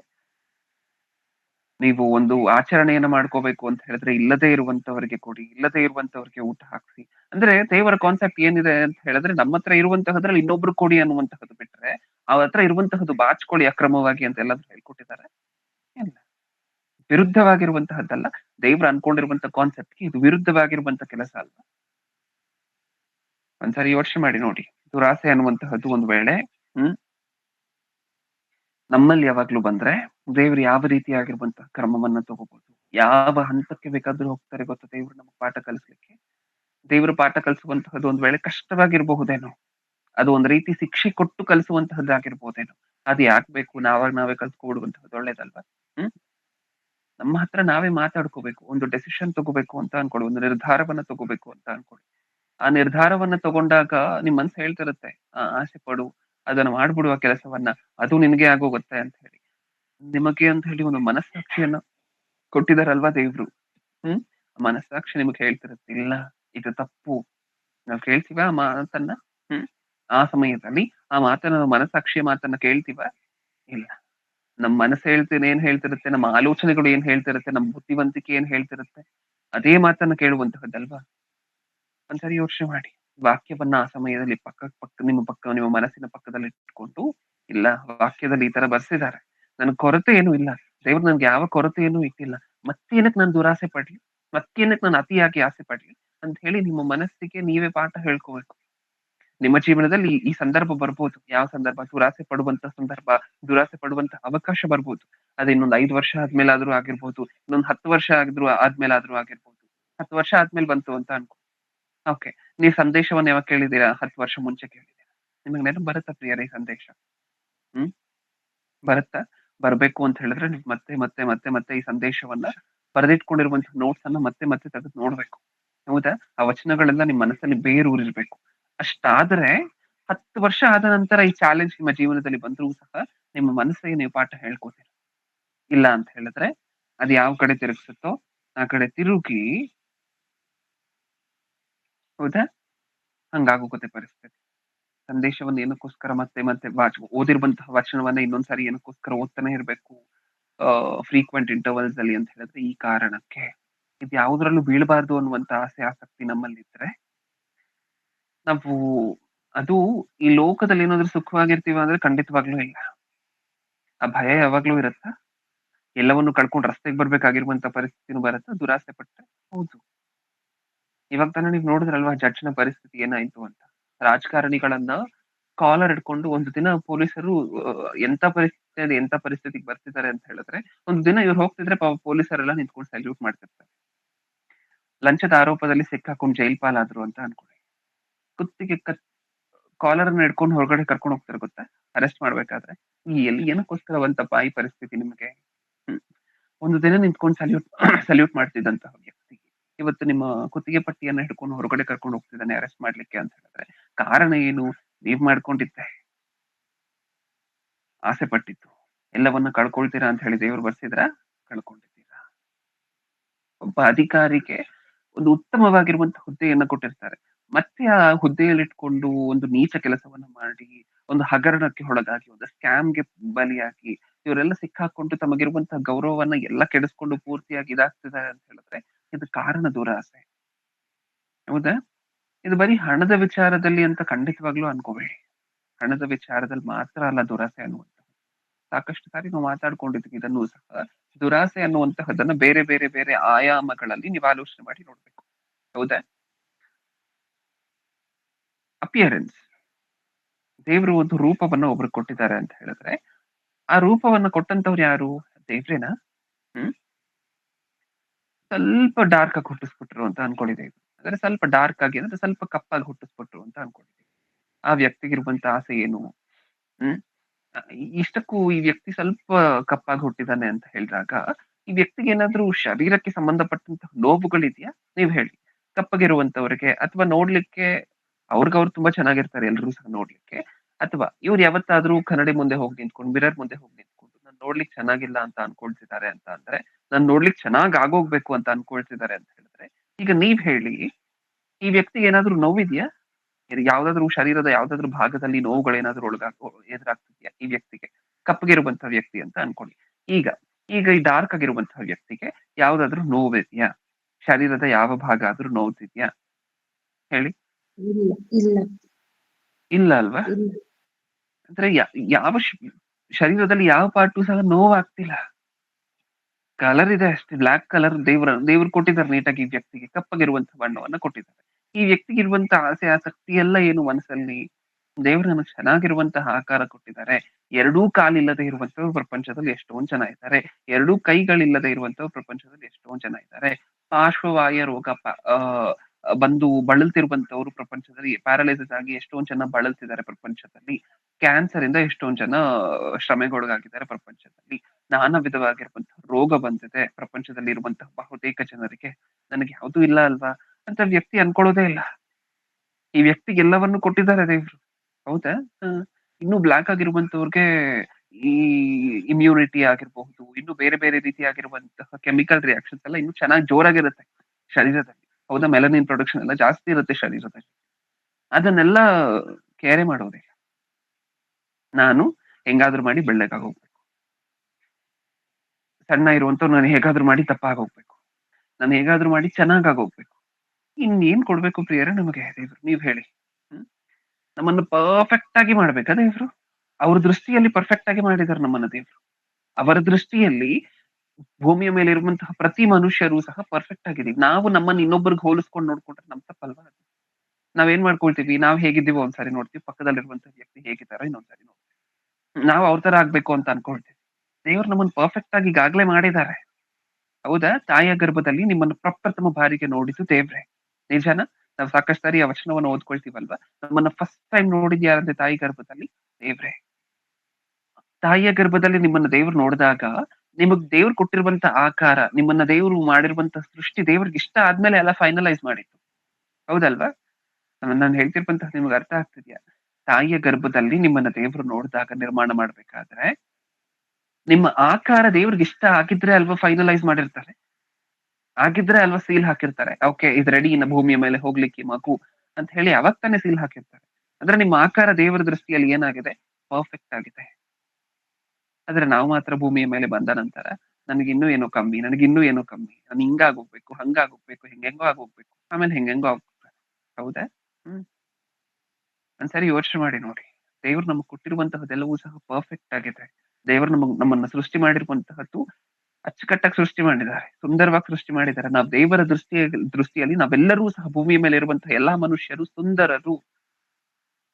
ಹೌದಾ? ಸರ್ವ ಸುಲಕ್ಷಣ ಶಿರೋಮಣಿ ಬರೀ ಅಪವಾದಿ ಕೊಟ್ಟಂತಹ ಟೈಟಲ್ ಅಂತ ಅನ್ಕೋಬೇಡಿ. ಭೂಮಿಯ ಮೇಲೆ ಹುಟ್ಟುವಂತವರೆಲ್ಲರೂ ಸಹ ಸರ್ವ ಸುಲಕ್ಷಣ ಶಿರೋಮಣಿಗಳೇ. ಎಲ್ಲರೂ ಸಹ ದೇವರ ದೃಷ್ಟಿಯಲ್ಲಿ ಅಂಧಗಾರರೇ, ಸುಂದರವಾಗಿರುವಂತವರೇ. ನಾವೇನ್ ಮಾಡ್ಕೊಳ್ತಿದೀವಿ? ಪಕ್ಕದಲ್ಲಿರುವಂತ ವ್ಯಕ್ತಿಯನ್ನ ನೋಡ್ತೀವಿ. ಆ ವ್ಯಕ್ತಿ ವೈಟ್ ಆಗಿದ್ದಾನೆ, ನಾನು ಬ್ಲಾಕ್ ಆಗಿದ್ದೀನಿ. ಆ ವ್ಯಕ್ತಿ ದಪ್ಪ ಇದ್ದಾನೆ, ನಾನು ಸಣ್ಣ ಇದ್ದೀನಿ. ಅಥವಾ ಆ ವ್ಯಕ್ತಿ ಸಣ್ಣ ಇದ್ದಾನೆ, ನಾನು ದಪ್ಪ ಇದ್ದೀನಿ. ಹೌದಾ? ಅತಿ ಆಸೆ, ದುರಾಸೆ. ಇದನ್ನೇ ಅತಿಯಾಸೆ ದುರಾಸೆ ಅಂತ ಕರೆಯುವಂತಹದ್ದು. ಯಾಕಂದ್ರೆ ದೇವ್ರು ಕೊಟ್ಟಿರುವಂತ ಆಕಾರದಲ್ಲಿ ನಮ್ಗೆ ಯಾವ ರೋಗನೂ ಇಲ್ಲ. ದೇವ್ರು ಕೊಟ್ಟಿರುವಂತ ಆಕಾರದಲ್ಲಿ ನಮ್ಗೆ ಯಾವ ಭಾಗದಲ್ಲೂ ನೋವುಗಳಿಲ್ಲ. ಇದಿಲ್ಲದೆ ಇರ್ಬೇಕಾದ್ರೂ ಇನ್ನೂ ಏನೋ ಆಗ್ಬೇಕು, ಇನ್ನೂ ಏನೋ ಆಗ್ಬೇಕು, ಇನ್ನೂ ಏನೋ ಮಾಡ್ಬೇಕು. ಹಣದ ವಿಚಾರದಲ್ಲಿ ಮಾತ್ರ ಅಲ್ಲ, ಈ ವಿಚಾರದಲ್ಲೂ ಹೌದು, ಅಧಿಕಾರದ ವಿಚಾರದಲ್ಲೂ ಹೌದು. ನಾವು ಸಾಕಷ್ಟು ಸಾರಿ ಮಾತಾಡ್ಕೊಂಡಿದೀವಲ್ವಾ? ದೇವ್ರು ಒಂದು ಸ್ಥಾನದಲ್ಲಿ ನಮ್ಮನ್ನ ಹೆಸರಿದ್ರೆ ನಾವ್ ಇನ್ನೂ ಮೇಲ್ ಹೋಗ್ಬೇಕು ಅನ್ನುವಂತ ಆಸೆ, ಆ ಸ್ಥಾನಕ್ಕೆ ನಾವೇ ಹೋಗಿ ಕುತ್ಕೊಬಿಡ್ಬೇಕು ಅನ್ನುವಂತ ಆಸೆ. ತಪ್ಪು. ಇರುವಂತಹ ಸ್ಥಾನವನ್ನು ದೇವ್ರು ಕಿತ್ಕೊಂತಾರೆ, ಇನ್ನೂ ಕೆಳಗಡೆ ಕಳಿಸ್ತಾರೆ. ಹೌದಾ? ದೇವ್ರಿಗೆ ಎಂತವ್ರು ಬೇಕು ಅಂತ ಹೇಳಿದ್ರೆ ದೇವ್ರು ಏನ್ ಕೊಟ್ಟಿದಾರೋ ಅದರಲ್ಲಿ ತೃಪ್ತರಾಗಿ, ತಂದೆ ನಾನು ಹಿಂದೆ ಎಲ್ಲೋ ಇದ್ದೆ, ನನ್ ಮುಂದೆ ಹಿಂಗೆಲ್ಲ ಆಗೋಗ್ಬೇಕು ಅನ್ನುವಂಥವ್ರ ದೇವ್ರಿಗೆ ಬೇಕಾಗಿರುವಂತವ್ರು ಅಲ್ಲ. ಇಂಥವರಲ್ಲ ದೇವ್ರಿಗೆ ಬೇಕಾಗಿರುವಂತವ್ರು. ಎಂತವ್ರು ಬೇಕು ದೇವರಿಗೆ? ತಮ್ಮ ಹಿಂದಿನ ಸ್ಥಿತಿಯನ್ನ ನೆನೆಸ್ಕೊಂಡು, ತಂದೆ ನೀನ್ ಅಲ್ಲಿಂದ ನಾನು ಇಲ್ಲಿ ಕರ್ಕೊಂಡ್ಬಂದ್ ನೆನೆಸಿದ್ಯಲ್ವಾ, ನಿಮಗ್ ಕೃತಜ್ಞತೆಗಳು ಅಂತ ಹೇಳುವಂತವ್ರು ಬೇಕು ದೇವರಿಗೆ. ಎಷ್ಟ್ ಜನ ಇದ್ದಾರೆ ಪ್ರಿಯರೇ ಆ ತರದವ್ರು ಭೂಮಿಯ ಮೇಲೆ? ನಾನು ಎಲ್ಲೋ ಇದ್ದೆ ತಂದೆ, ನೀವ್ ಆ ಸ್ಥಾನದಿಂದ ನಾನು ಇಲ್ಲಿ ತನಕ ಕರ್ಕೊಂಡ್ಬಂದು ನಿಲ್ಸಿದ್ದೀರಾ ಅಲ್ವಾ? ಹ್ಮ್ ಕೃತಜ್ಞತೆಗಳು, ಇನ್ನೇನು ಬೇಡ ನನಗೆ, ಸಾಕು. ನೀವ್ ಇಷ್ಟು ಕೊಟ್ಟಿದ್ದೀರಲ್ವಾ, ಇಷ್ಟು ಸಾಕು ನನಗೆ ಅಂತ ಯಾವಾಗ ನೀವ್ ಅನ್ಕೊಳ್ಲಿಕ್ಕೆ ಶುರು ಮಾಡ್ತಾರೋ ಅಲ್ಲಿಂದ ದೇವ್ರು ಶುರು ಮಾಡ್ತಾರೆ ತನ್ನ ಕೆಲಸವನ್ನ ನಿಮ್ಮ ಜೀವನ. ಹೌದಾ ಇಲ್ವಾ? ಯಾಕಂದ್ರೆ ದೇವ್ರು ನೀವ್ ಇಷ್ಟ ಆಗೋಗ್ತೀರ. ಸತ್ಯವೇದಲ್ಲಿರುವಂತಹ ಭಕ್ತರನ್ನು ಒಂದ್ಸಾರಿ ನೋಡಿ. ಅವ್ರು ಯಾವತ್ತೂ ಸಹ ತಮ್ಮ ಸ್ಥಿತಿಗೆ ಅವ್ರು ಕೊರತೆ ಪಟ್ಟಂತವ್ರಲ್ಲ. ಇದಿಲ್ಲ, ಅದಿಲ್ಲ, ಹಿಂಗಾಗ್ಬೇಕು, ಬಾಚ್ಕೋಬೇಕು, ಈ ಗುಣಗಳನ್ನ ಯಾವತ್ತೂ ಹೊಂದಿರುವಂತವ್ರಲ್ಲ. ದೇವ್ರು ಅವ್ರು ಇರುವಂತಹ ಸ್ಥಾನದಿಂದ ಇನ್ನೂ ಮೇಲ್ ಕರ್ಕೊಂಡು ಹೋದ್ರು. ಅದು ಬಿಟ್ರೆ ಅವ್ರು ಯಾವತ್ತೂ ಸಹ, ದಾವೀದ್ ಯಾವತ್ತೂ ತಾನು ರಾಜ ಆಗ್ಬೇಕು ಅಂತ ಅನ್ಕೊಂಡ್ರ ಕುರಿ ಮೇಯಿಸ್ಬೇಕಾದ್ರೆ? ಹ್ಮ್ ಹಂಗ ಓದ್ಕೋತೀರಾ ನೀವು ಸತ್ಯವೇದದಲ್ಲಿ ಎಲ್ಲಾದ್ರೂ? ಹ್ಮ್ ಓದ್ಕೋತೀರಾ ಪ್ರಿಯರೇ? ದಾವೀದನು ಯಾವಾಗ್ಲಾದ್ರೂ ಕುರಿ ಕಾಯ್ಬೇಕಾದ್ರೆ ನಾನು ರಾಜ ಆಗ್ಬೇಕು ಅಂತ ಅನ್ಕೊಂಡ್ರ? ಹ್ಮ್ ಇಲ್ಲ. ಯೋಸೇಫನು ಯಾವತ್ತಾದ್ರೂ ಸಹ ನಾನು ಐಗುಪ್ತ ದೇಶಕ್ಕೆ ಅಧಿಕಾರಿ ಆಗ್ಬೇಕು, ದೊಡ್ಡ ಅಧಿಕಾರಿ ಆಗ್ಬೇಕು ಅಂತ ಅನ್ಕೊಂಡ್ರ? ಇಲ್ಲ. ಹೌದಲ್ವಾ? ಇವ್ರು ಅನ್ಕೊಂಡಿಲ್ಲ ನಾನ್ ಮೇಲ್ ಹೋಗ್ಬೇಕು, ನಾನ್ ಹಿಂಗಾಗ್ಬೇಕು, ಹಂಗಾಗ್ಬೇಕು, ನಾನು ಎಲ್ಲರಿಗಿಂತ ದೊಡ್ಡವನಾಗೋಗ್ಬೇಕು ಅಂತ ಇವ್ರು ಅನ್ಕೊಂಡಿಲ್ಲ. ದೇವ್ರು ಮಾಡಿದ್ರು. ಏನಕ್ಕೋಸ್ಕರ ಮಾಡಿದ್ರು ಅಂದ್ರೆ ಇವ್ರು ಯಾರು ಅನ್ಕೊಂಡಿಲ್ಲ, ಅದಕ್ಕೋಸ್ಕರ ಮಾಡಿದ್ರು. ನಾವೇ ಪ್ರಯಾಸ ಪಟ್ವಿ ಅಂತ ಅನ್ಕೊಳ್ಳಿ. ಹೌದಾ? ನನ್ಗೆ ಆ ಅಧಿಕಾರ ಬೇಕು, ಈ ಅಧಿಕಾರ ಬೇಕು ಅಂತ ಹೇಳಿ ನಾವೇ ಪ್ರಯಾಸ ಪಟ್ವಿ ಅಂತ ಅನ್ಕೊಳ್ಳಿ, ಅಪವಾದಿ ತರ ಇನ್ನು ಮೇಲ್ ಹೊರಟೋಗ್ಬೇಕು, ದೇವ್ರು ಕೊಟ್ಟಿರುವಂತ ಸಾಲ್ತಿಲ್ಲ ಅಂತ ಅನ್ಬಿಟ್ಟು ಅಂತ ಅನ್ಕೊಳ್ಳಿ. ಇರತ್ತೆ ಹಬ್ಬ ನಮಗ್ ದೇವ್ರ ಕಡೆಯಿಂದ. ಹೌದಾ? ಹೌದು. ಹ್ಮ್ ಪ್ರಸಂಗಿ ಗ್ರಂಥ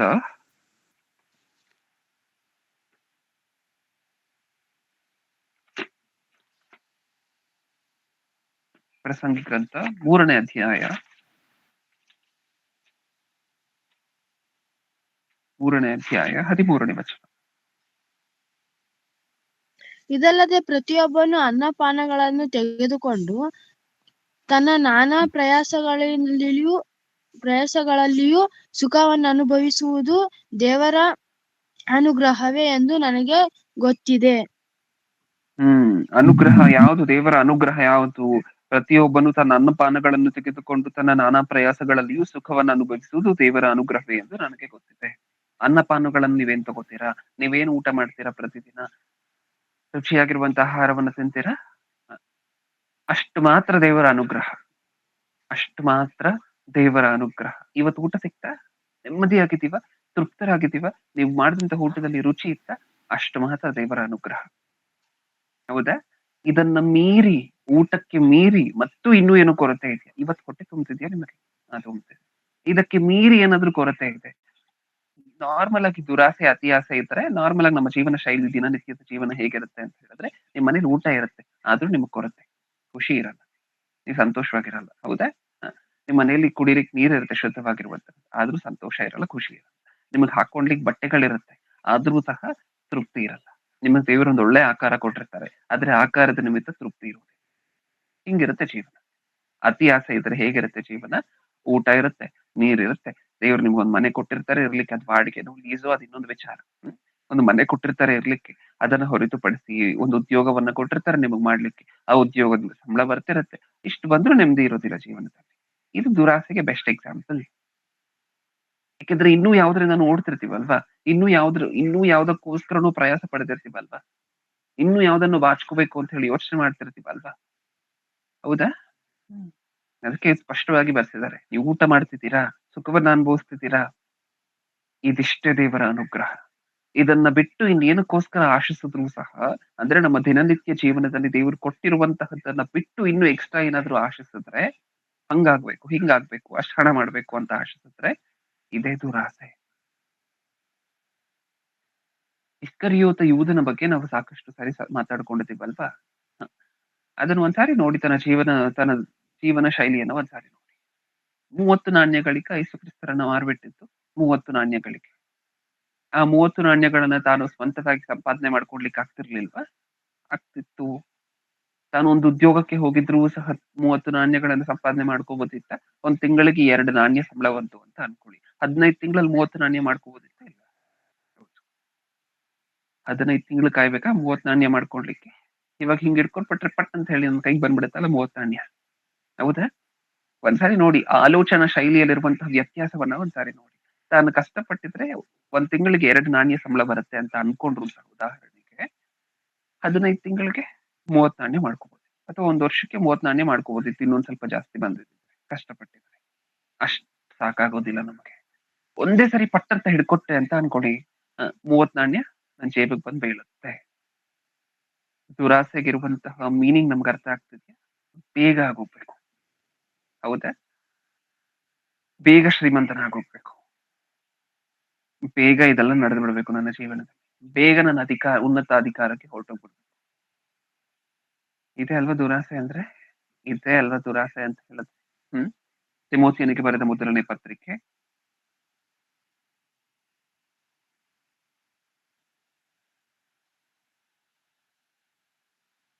ತಿಮೋಥಿಯನಿಗೆ ಬರೆದ ಮೊದಲನೇ ಪತ್ರಿಕೆ 6ನೇ ಅಧ್ಯಾಯ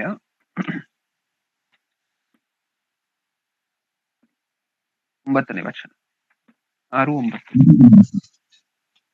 ಐಶ್ವರ್ಯವಂತರಾಗಿರಬೇಕೆಂದು ಮನಸ್ಸು ಮಾಡುವವರು ದುಷ್ಪ್ರೇರಣೆ ಎಂಬ ಹುಲ್ಲಿನಲ್ಲಿ ಸಿಕ್ಕಿಕೊಂಡು ಬುದ್ಧಿ ವಿರುದ್ಧವಾಗಿಯೂ ಹಾನಿಕರವಾಗಿಯೂ ಇರುವ ಅನೇಕ ಆಶೆಗಳಲ್ಲಿ ಬೀಳುತ್ತಾರೆ. ಮುಂದೆ ಇಂಥ ಆಶೆಗಳು ಮನುಷ್ಯರನ್ನು ಸಂಹಾರ ನಾಶಗಳಲ್ಲಿ ಮುಳುಗಿಸುತ್ತವೆ. ಹಣದಾಸೆಯು ಸಕಲ ವಿಧವಾದ ಕೆಟ್ಟತನಕ್ಕೆ ಮೂಲವಾಗಿದೆ. ಕೆಲವರು ಅದಕ್ಕಾಗಿ ಆತುರಪಟ್ಟು, ಆದ್ದರಿಂದ ಕ್ರಿಸ್ತ ನಂಬಿಕೆಯನ್ನು ಬಿಟ್ಟು ಅಲೆದಾಡಿ ಅನೇಕ ವೇದನೆಗಳಿಂದ ತಮ್ಮನ್ನು ತಿಳಿಸಿಕೊಳ್ಳುತ್ತಾರೆ. ಓಕೆ. ಏನ್ ಅರ್ಥ ಆಯ್ತು ನಮ್ಗೆ ಇದರಲ್ಲಿ? ಇಷ್ಟುದ್ದ ಬರ್ಸ್ಬೇಕಿತ್ತ ದೇವ್ರು, ಇಷ್ಟುದ್ದ ವಚನಗಳನ್ನ ಸ್ಪಷ್ಟವಾಗಿ ಬಿಡಿಸಿ ಬಿಡಿಸಿ ಬರ್ಸ್ಬೇಕಿತ್ತ ದೇವ್ರು ಇದರ ಬಗ್ಗೆ? ಹೌದು, ಅದು ಅಷ್ಟೊಂದು ಇಂಪಾರ್ಟೆಂಟ್, ಹೌದಲ್ವಾ? ಯಾಕಂದ್ರೆ ನೀವು ಸಾಕಷ್ಟು ಜನರನ್ನ ನೋಡ್ತಿದ್ದೀರಾ ಪ್ರಪಂಚದಲ್ಲಿ. ಅತಿ ಆಸೆ ಅನ್ನುವಂತಹದ್ದು ಬರೀ ಇದೊಂದು ವಿಚಾರದಲ್ಲಿ ಅಲ್ಲ ಅಂತ ಹೇಳಿ ನಾವೀಗಾಗ್ಲೇ ಮಾತಾಡ್ಕೊಂಡಿದ್ವಿ. ಹಣದ ವಿಚಾರದಲ್ಲಿ ಮಾತ್ರ ಅಲ್ಲ, ಇನ್ನೊಂದು ವಿಚಾರದಲ್ಲಿ ಮಾತ್ರ ಅಲ್ಲ, ಪ್ರತಿ ವಿಚಾರದಲ್ಲೂ ಸಹ. ಮನೇಲಿ ಒಂದು ಫಂಕ್ಷನ್ ಮಾಡ್ತಿದ್ದೀರಾ ಅಂತ ಅನ್ಕೊಳ್ಳಿ. ಹ್ಮ್ ನೀವು ಮನೇಲಿ ಒಂದು ಫಂಕ್ಷನ್ ಮಾಡ್ಬೇಕಾದ್ರೆ ಮದ್ವೆ ಇದೆ ಅಂತ ಅನ್ಕೊಳ್ಳಿ. ನಿಮ್ ಮನೇಲಿ ಮಗಂದು ಮೊಮ್ಮಗಂದು ಮದ್ವೆ ಇದೆ ಅಂತ ಅನ್ಕೊಳ್ಳಿ. ಅದು ನಮ್ಮ ಭಾರತ ದೇಶದ ಮದ್ವೆಗಳು ಹೇಗ್ ನಡೆಯುತ್ತೆ ಅಂತ ನಿಮಗೆ ಗೊತ್ತು, ಎಷ್ಟು ಖರ್ಚು ಮಾಡ್ತಾರೆ ಅಂತ ಹೇಳಿ. ಈ ವಿಚಿತ್ರ ಏನು ಅಂತ ಹೇಳಿದ್ರೆ, ನಮ್ಮ ಭಾರತ ದೇಶದಲ್ಲಿ ಬಿಟ್ರೆ ಯಾವ ದೇಶದಲ್ಲೂ ಇಷ್ಟು, ಅಂದ್ರೆ ಭಾರತ ದೇಶದ ತರ ಇನ್ನೊಂದಷ್ಟು ದೇಶಗಳಲ್ಲಿ ಬಿಟ್ರೆ ಬೇರೆ ಯಾವ ದೇಶಗಳಲ್ಲೂ ಇಷ್ಟೊಂದು ಖರ್ಚು ಮಾಡೋದಿಲ್ಲ ಮದ್ವೆ. ಇಲ್ಲಿ ಎಲ್ಲರೂ ಹೇಗೆ ಆಗೋಗಿದ್ದಾರೆ ಅಂತ ಹೇಳಿದ್ರೆ, ಅವ್ರು ಗ್ರ್ಯಾಂಡ್ ಆಗಿ ಮದ್ವೆ ಮಾಡುತ್ತೆ, ನಾವು ಗ್ರ್ಯಾಂಡ್ ಆಗಿ ಮದ್ವೆ ಮಾಡ್ಬೇಕು. ಅದಕ್ಕಾಗುವಂತಹ ಖರ್ಚು ಅವ್ರಿಗೆ ಬರ್ತಿರುತ್ತೆ, 1 ಲಕ್ಷ 10 ಲಕ್ಷ ಬರ್ತಿರುತ್ತೆ ಮಂತ್ಲಿ ಇನ್ಕಮ್, ಬಾಡಿಗೆಯಿಂದ ಇನ್ನೊಂದರಿಂದ ಇಲ್ಲ. ಅವ್ರು ಮಾಡಿದ್ರು ಗ್ರ್ಯಾಂಡ್ ಆಗಿ. ನಿಮಗೂ ಅಷ್ಟು ಬರ್ತಿದ್ಯಾ? ಇಲ್ಲ, ಕಮ್ಮಿ ಬರ್ತಿರುತ್ತೆ. ಆದ್ರೂ ಸಹ ಗ್ರ್ಯಾಂಡ್ ಆಗಿ ಮಾಡ್ಬೇಕು. ಇವಾಗ ಏನ್ ಮಾಡ್ಬೇಕು? ಸಾಲ ತಗೋಬೇಕು, ಹೌದಾ? ಆಸೆ ಎಲ್ಲಿ ಬಂತು ನಿಮಗೆ? ಸ್ಟೇಟಸ್ ನ ಮೇಲೆ. ಅಂದ್ರೆ ನಿಮ್ಗಿರುವಂತಹ ಗೌರವ ಯಾವ್ದ್ರ ಮೇಲೆ ಡಿಪೆಂಡ್ ಆಗಿದೆ? ನೀವ್ ಎಷ್ಟು ಗ್ರ್ಯಾಂಡ್ ಆಗಿ ಮದ್ವೆ ಮಾಡ್ತೀರಾ ಅನ್ನುವಂತಹದ್ರ ಮೇಲೆ ಡಿಪೆಂಡ್ ಆಗಿದೆ ಅಂತ ನೀವ್ ಅನ್ಕೊಂಡಿದ್ದೀರಾ. ನಿಜನಾ? ಹ್ಮ್. ಅದಕ್ಕೆ ಏನ್ ಮಾಡ್ಬೇಕು? ಸಾಲ ಮಾಡ್ಬೇಕು. ಅವ್ರ ಮನೇಲಿ ಏನೋ ತಂದ್ರು ನಾವು ತಗೋಬರ್ಬೇಕು. ಅವ್ರ ಮನೇಲಿ ಫ್ರಿಡ್ಜ್ ತಂದ್ರು ನಾವು ತರ್ಬೇಕು. ಅವ್ರ ಮನೇಲಿ ಡೈನಿಂಗ್ ಟೇಬಲ್ ತಂದ್ರು ನಾವು ತರ್ಬೇಕು. ಅವ್ರಿಗೆ ಬರ್ತಿರುವಂತ ಸ್ಯಾಲ್ರಿ ನಮಗ್ ಬರ್ತಿರುವಂತ ಸ್ಯಾಲ್ರಿ ಒಂದೇನಾ ಅಂತ ನಾವು ಯೋಚನೆ ಮಾಡೋದಿಲ್ಲ, ಹೌದಾ? ಇದೆಲ್ಲ ಪ್ರೇರೇಪಣೆ ಕೊಡ್ತಿದೆ ನಮಗೆ ಹಣದಾಸೆ. ಈ ದುರಾಸೆ, ಅತಿ ಆಸೆ ಪಡ್ಲಿಕ್ಕೆ ಈ ರೀತಿಯಾಗಿರುವಂತ ಆಸೆಗಳು, ಸ್ಟೇಟಸ್ ಕಂಪೇರ್ ಮಾಡ್ಕೊಡುವಂತಹದ್ದು, ನೋಡ್ಕೊಡುವಂತಹದ್ದು, ಇದೆಲ್ಲ ಪ್ರೇರೇಪಣೆ ಕೊಡ್ತಿರತ್ತೆ. ನಿಜನಾ? ನೀವ್ ಯೋಚನೆ ಮಾಡಿ ನೋಡಿ. ಪ್ರಪಂಚದಲ್ಲಿ ನೀವು ಒಬ್ರೇ ಇದ್ದೀರಾ, ಬೇರೆ ಯಾರು ಇಲ್ಲ ಅಂತ ಅನ್ಕೊ. ಪ್ರಪಂಚದಲ್ಲಿ ನೀವು ಒಬ್ರೇ ಇದ್ದೀರಾ, ಆದಾಮನ ತರ, ಬೇರೆ ಯಾರು ಇಲ್ಲ, ಒಬ್ರು ಇಲ್ಲ ಪ್ರಪಂಚದಲ್ಲಿ. ಓಕೆ. ಇವಾಗ ದೇವ್ರ ಮೇಲಿಂದ 1 ಲಕ್ಷ ರೂಪಾಯಿ ಬಂಡ್ಲ ಕೆಳಗಡೆ ಹಾಕಿದ್ರು ಅಂತ ಅನ್ಕೊಳ್ಳಿ. ನೀವು ಮುಟ್ತೀರಾ ಹೋಗಿ ಅದನ್ನ? ಹ ನಿಮಗ್ ಬೇಕಾಗಿರುವಂತ ಊಟವನ್ನ ದೇವ್ರು ಹೊತ್ತು ಹೊತ್ತಿಗೆ ಕೊಡ್ತಿರ್ತಾರೆ. ನಿಮಗ್ ಬೇಕಾಗಿರುವಂತಹ ನೀರನ್ನ ದೇವ್ರು ಹೊತ್ತು ಹೊತ್ತಿಗೆ ಕೊಡ್ತಿರ್ತೀರಾ, ಫ್ರೀಯಾಗಿ ಕೊಡ್ತಿರ್ತಾರೆ ದೇವ್ರು. ಪ್ರಪಂಚದಲ್ಲಿ ಇರುವಂತಹ ನೀವು ಒಬ್ರೆ, ಯಾರು ಇಲ್ಲ. ಓಕೆ. ಇವಾಗ 1 ಲಕ್ಷ ರೂಪಾಯಿ ಬಂಡಲ್ ಅನ್ನ 1 ಅವರ್ಗೆ ಒಂದ್ಸರಿ ದೇವ್ರ ಮೇಲಿಂದ ಹಾಕ್ತಾರೆ ಅಂತ ಅನ್ಕೊಳ್ಳಿ. ನೀವು ಮುಟ್ತೀರಾ ಹೋಗಿ ಅದನ್ನ? ಹೇಳಿ ಪ್ರಿಯ, ನೀವು ಮುಟ್ತೀರಾ ಅದನ್ನ? ಇಲ್ಲ. ಯಾಕೆ ಮುಟ್ಟಲ್ಲ? ಬೇರೆ ಯಾರು ಎತ್ಕೊಂಡು ಹೋಗಲ್ಲ ಅಂತ. ಅಲ್ಲ, ಬೇರೆಯವ್ರು ಯಾರು ಎತ್ಕೊಂಡು ಹೋಗಿ, ಇದೇನ ಕಾರಣ? ಇನ್ನೊಂದ್ ಸ್ವಲ್ಪ ಯೋಚನೆ ಮಾಡಿ, ಇದೇನ ಕಾರಣ? ಮತ್ತೆ ನಮ್ಗೆ ಅವಶ್ಯಕತೆ ಇರಲ್ಲಲ್ಲ, ಅವಶ್ಯಕತೆ ಎಲ್ಲವೂ ಇದೆ, ಸಿಕ್ಕಿರುತ್ತಲ್ವಾ, ಬೇರೆ ಏನು ಬೇಕಾಗಿಲ್ಲ ಅಂತ. ಬೇಕಾಗಿರಲ್ಲ. ಇವಾಗೂ ಆಹಾರ ಇದೆಯಲ್ಲ. ಅಂದ್ರೆ ಪ್ರಪಂಚದಲ್ಲಿ ನಾವು ಒಬ್ರೇ ಇದ್ರೆ, ಆಹಾರ ನೀರು ಇದ್ರೆ ನಮ್ಗೇನು ಬೇಡ. ಪ್ರಪಂಚದಲ್ಲಿ ಜನ ಇದ್ರೆ, ಆಹಾರ ನೀರು ಇದ್ರೂ ನಮ್ಗೇನೋ ಬೇಕು. ಇದೆ ಅಲ್ವಾ? ಅದರ ಕನ್ಕ್ಲೂಷನ್ ಇದೆ ಅಲ್ವಾ? ನಮಗ್ ಅರ್ಥ ಆಯ್ತಾ? ಇನ್ನೊಂದ್ಸರಿ ಹೇಳ್ತಿದೀನಿ, ಗಮನ ಕೊಟ್ಟು ಕೇಳಿಸ್ಕೊಳ್ಳಿ. ಪ್ರಪಂಚದಲ್ಲಿ ಯಾರು ಇಲ್ಲ, ನಾವು ಒಬ್ರೇ ಇದೀವಿ ಅಂತ ಅನ್ಕೊಳ್ಳಿ. ಅವಾಗ ದೇವರ ಆಹಾರ ನೀರು ಕೊಡ್ತಿದ್ದಾರೆ ಅಂತ ಅನ್ಕೊಳ್ಳಿ. ಅವಾಗ ನಮ್ಗೇನ್ ಬೇಡ? ಏನು ಬೇಡ, ಅಷ್ಟು ಬಿಟ್ರೆ, ಹೌದಲ್ವಾ? ಏನು ಬೇಡ, ಆಹಾರ ನೀರು ಅಷ್ಟು ಬಿಟ್ರೆ ಬೇರೆ ಏನು ಬೇಡ. ಅತಿ ಆಸೆ ಇಲ್ಲ, ದುರಾಸೆ ಇಲ್ಲ, ಏನು ಇಲ್ಲ. ಪ್ರಪಂಚದಲ್ಲಿ ಜನ ಇದ್ದಾರೆ ಅಂತ ಅನ್ಕೊಳ್ಳಿ. ಜನ ಇದ್ರೆ, ಜನ ಇದ್ದಾಗ ಏನು ಇವಾಗ ಕೊಡ್ತಿಲ್ವಾ ನಮ್ಗೆ ದೇವರು ನೀರು ಆಹಾರವನ್ನ ಕೊಡ್ತಿಲ್ವಾ ನಿಮ್ಗೆಲ್ಲ? ಪ್ರತಿದಿನ ಕೊಡ್ತಿದಾರ? ಕೊಡ್ತಿದ್ದಾರೆ. ಇವಾಗ ಅಷ್ಟಿದ್ರೂ ಸಹ ಇನ್ನು ಏನೋ ಬೇಕು. ನಮ್ಗೆ ಅರ್ಥ ಆಯ್ತಾ? ನಮ್ಮ ಮೆಂಟಲ್, ನಮ್ಮ ಆಲೋಚನಾ ವಿಧಾನದಲ್ಲಿರುವಂತಹ ವ್ಯತ್ಯಾಸ ಅರ್ಥ ಆಯ್ತಾ? ನಮ್ ಕೈಯಲ್ಲಿ ಈ ತರ ಆಲೋಚನೆ ಮಾಡಿಸ್ತಿರುವಂತಹದ್ದು ಅಪವಾದಿ ಅಲ್ವಾ? ನೀವೇ ಯೋಚನೆ ಮಾಡಿ ನೋಡಿ. ಪ್ರಪಂಚದಲ್ಲಿ ಯಾರು ಇಲ್ಲ ಅಂದಾಗ ನಮ್ಗೆ ಆಹಾರ ನೀರು ಅಷ್ಟು ಸಾಕು. ಪ್ರಪಂಚದಲ್ಲಿ ಇಷ್ಟು ಕೋಟಿ ಜನ ಇದ್ದಾರೆ ಅಂದಿದ ತಕ್ಷಣ ನಮ್ಗೆ ಏನೇನ್ ಬೇಕು? ಆಹಾರ ನೀರು, ಮತ್ತೆ ಏನೇನೇನೇನೇನು ಬೇಕು. ಯಾರ ಆಲೋಚನೆ ಮಾಡಿಸ್ತಿರುವಂತಹದ್ದು ನಮ್ ಕೈಯಲ್ಲಿ ಈ ತರ? ಹ್ಮ್ ನಮ್ಮ ಅವಶ್ಯಕತೆ ಅಲ್ಲ ಅದು, ನಮ್ಮ ಅನಿವಾರ್ಯತೆ ಅಲ್ಲ.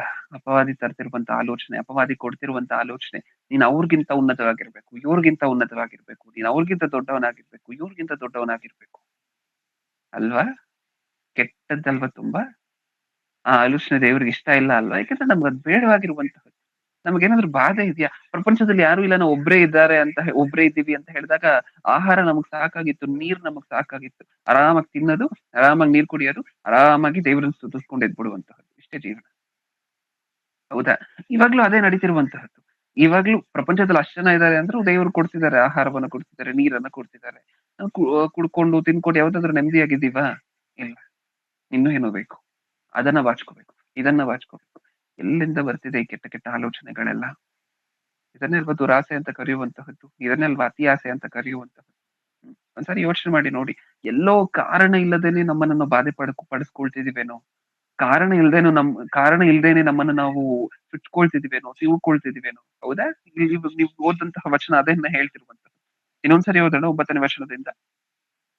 ಐಶ್ವರ್ಯವಂತರಾಗಬೇಕೆಂದು ಮನಸ್ಸು ಮಾಡುವವರು ದುಷ್ಪ್ರೇರಣೆ ಎಂಬ ಉರುಳಿನಲ್ಲಿ ಸಿಕ್ಕೊಂಡು, ದುಷ್ಪ್ರೇರಣೆ, ನಾನು ಶ್ರೀಮಂತನಾಗೋಗ್ಬೇಕು, ದುರಾಸೆ, ಅತಿ ಆಸೆ ಪಡುವಂತವರು ಪ್ರತಿಯೊಬ್ಬೊಬ್ರು ಸಹ ಯಾವ್ದ್ರಲ್ಲಿ ಸಿಕ್ಕಾಕೊಳ್ತಾರಂತೆ?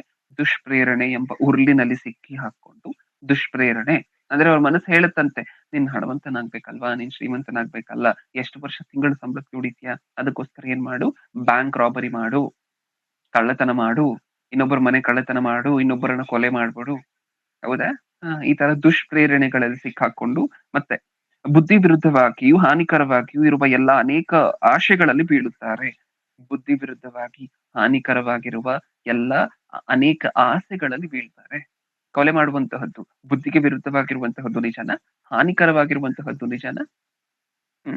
ಹಾನಿಕರವಾಗಿರುವಂತಹ ಸಾಕಷ್ಟು ಕೆಲಸಗಳಿಗೆ ಸಿಕ್ಕಾಕೊಳ್ತಾರಂತೆ ಇವ್ರಿಗೆ. ಏನಕ್ಕೆ? ಶ್ರೀಮಂತರಾಗ್ಬೇಕು ಅನ್ನುವಂತ ಒಂದು ಕಾರಣದಿಂದ. ನೆಕ್ಸ್ಟ್, ಇಂಥ ಆಶೆಗಳು ಮನುಷ್ಯರನ್ನು ಸಂಹಾರ ನಾಶನಗಳಲ್ಲಿ ಮುಳುಗಿಸುತ್ತವೆ. 10ನೇ ವಚನ. ಹಣದಾಸೆಯು ಸಕಲ ವಿಧವಾದ ಕೆಟ್ಟತನಕ್ಕೆ ಮೂಲವಾಗಿದೆ. ಕೆಲವರು ಅದಕ್ಕಾಗಿ ಆತುರಪಟ್ಟು ಅದರಿಂದ ಕ್ರಿಸ್ತ ನಂಬಿಕೆಯನ್ನು ಬಿಟ್ಟು ಅಲೆದಾಡಿ ಅನೇಕ ವೇದನೆಗಳಿಂದ ತಮ್ಮನ್ನು ತಿಳಿಸಿಕೊಳ್ಳುತ್ತಾರೆ. ತಮಗ್ ತಾವು ತಿಳಿಸ್ಕೊಳ್ತಾರಂತೆ ಈ ತರ. ಅವ್ರಿಗವ್ರೆ ಹಣದಾಸೆ. ಹೌದಾ? ಇನ್ನೊಂದು ಪದವನ್ನು ಸಹ ಓದ್ಕೊಂಡ್ವಿ. ಕ್ರಿಸ್ತ ನಂಬಿಕೆಯನ್ನು ಬಿಟ್ಟು ಅಲೆದಾಡಿ. ಕ್ರಿಸ್ತ ನಂಬಿಕೆಯನ್ನು ಬಿಟ್ಟು ದೇವ್ರನ್ನ ಬಿಟ್ಬಿಡ್ತೀವ? ಹೌದು, ಖಚಿತವಾಗಿ. ಈ ದುರಾಸೆ ಅನ್ನುವಂತಹ ಒಂದು ಗುಣ ನಮ್ಮಲ್ಲಿದ್ರೆ ಸಾಕು, ಆಟೋಮ್ಯಾಟಿಕ್ ಆಗಿ ದೇವ್ರಿಗೆ ದೂರ ಆಗ್ತೀವಿ, ಸಹವಾಸವನ್ನು ಬಿಟ್ಟು ದೂರ ಆಗ್ತೀವಿ, ಇರುವಂತಹದ್ದು ಎಲ್ಲವನ್ನ ಕಳ್ಕೊಳ್ತೀವಿ. ನಾವು ಈಗಾಗ್ಲೇ ಮಾತಾಡಿದೀವಲ್ವಾ, ಇರುವಂತಹ ಎಲ್ಲವನ್ನೂ ಸಹ ಕಳ್ಕೊಳ್ತೀವಿ. ಹೌದಾ? ಇನ್ನೇನೇನ್ ಬೇಕು ಈ ದುರಾಸೆಯಿಂದ? ಇನ್ನೂ ಏನೇನ್ ಅನಾಹುತಗಳಾಗ್ಬೇಕಪ್ಪ? ನಾವು ನಮ್ಮ ಮನಸ್ಸಲ್ಲಿ ಯಾವತ್ತು ದೇವರು ನನಗೆಲ್ಲ ಕೊಟ್ಟಿದ್ದಾರೆ ಜೀವನದಲ್ಲಿ, ನನಗೆ ಏನು ಕೊರತೆ ಇಲ್ಲ, ಸಮಸ್ತವನ್ನು ಕೊಟ್ಟಿದ್ದಾರೆ ದೇವರು. ನನ್ನ ಆರೋಗ್ಯ ಸಮಸ್ತವಾಗಿ ಕಂಪ್ಲೀಟ್ ಆಗಿ ಪರಿಪೂರ್ಣವಾಗಿ ಕೊಟ್ಟಿದ್ದಾರೆ ದೇವರು. ಹೌದಲ್ವಾ ಪ್ರಿಯರೇ? ನೀವು ಯೋಚನೆ ಮಾಡಿ ನೋಡಿ. ಚಿಕ್ಕ ಚಿಕ್ಕ ನೋವುಗಳು ಬಂತ, ಈ ಆರೋಗ್ಯದ ವಿಚಾರದಲ್ಲೂ ನಮ್ಗೆ ಅತಿ ಆಸೆ ಇರುತ್ತೆ. ಅದು ಗೊತ್ತಾ ನಮಗೆ? ಬರೀ ಹಣದ ವಿಚಾರದಲ್ಲಿ, ಇನ್ನೊಂದು ವಿಚಾರದಲ್ಲಿ ಮಾತ್ರ ಅಲ್ಲ, ಆರೋಗ್ಯದ ವಿಚಾರದಲ್ಲೂ ಸಾಕಷ್ಟು ಜನರಿಗೆ ಅತಿ ಆಸೆ. ಏನು? ನಾನು ತುಂಬಾ ಚೆನ್ನಾಗಿರ್ಬೇಕು, ನನಗೊಂದು ಸಮಸ್ಯೆನೂ ಇರಬಾರ್ದು, ನನ್ನ ನೆತ್ತಿಯಿಂದ ಹಿಡಿದು ನನ್ನ ಪಾದದವರೆಗೂ ಒಂದೂ ಸಮಸ್ಯೆ ಇರಬಾರ್ದು ನನ್ನ ಶರೀರದಲ್ಲಿ. ಆ ತರ ಇದ್ರೆ ಖುಷಿಯಾಗಿರ್ತೀನಿ. ಆ ತರದವ್ರು ಇದಾರ ಪ್ರಪಂಚದಲ್ಲಿ? ನೀವು ಹೇಳಿ, ಆ ತರದವ್ರು ಇದಾರ? ಒಂದೂ ಸಮಸ್ಯೆ ಶರೀರದಲ್ಲಿ, ಒಂದು ಸಮಸ್ಯೆ ಇಲ್ಲದೆ ಇರುವಂತಹ ಪ್ರಪಂಚದಲ್ಲಿ ಇದಾರ? ಇಲ್ಲ. ಎಲ್ಲರಿಗೂ ಏನಾದ್ರೂ ಒಂದಿರುವಂತಹದ್ದು ನೀವು ನೋಡ್ತಿದ್ದೀರಾ ಅಲ್ವಾ? ಕಾಲ್ ನೋವು ಬಂದ್ರೆ ಸಾಕು, ಅಯ್ಯೋ ಭಗವಂತ ನಾನು ಏನಕ್ಕೋಸ್ಕರ ಮಡಗಿದ್ಯೋ. ಜನ ಮಾತಾಡುವಂತಹ ಮಾತು ದೇವರನ್ನ ನೋಡಿ. ಹೌದಾ? ಒಂದ್ಸಾರಿ ಯೋಚನೆ ಮಾಡಿ ನೋಡಿ. ಕಾಲೇ ಇಲ್ದಂತವ್ರು ಇದಾರಲ್ವಾ ಪ್ರಪಂಚದಲ್ಲಿ? ಕಾಲೇ ಇಲ್ಲದಂತೆ ಇರುವಂತವ್ರು ಇದಾರಲ್ವಾ ಪ್ರಪಂಚದಲ್ಲಿ? ನಿಮಗ್ ಕಾಲ್ ನೋವು ಬಂದ್ರೆ ನೀವು ಮಾತಾಡ್ತಿದ್ದೀರಾ, ಅದು ಏನು ವಯಸ್ಸಾಗಿರುತ್ತೆ, 50 ವರ್ಷ ಆಗಿರುತ್ತೆ. ಅವ್ರಿಗೂ 50 ವರ್ಷ ಆದ್ಮೇಲೆ ಕಾಲ್ ನೋವು ಬರಬಾರ್ದ? 50 ವರ್ಷ ಓಡಾಡಿದ್ದೀರಾ ಅಲ್ವಾ?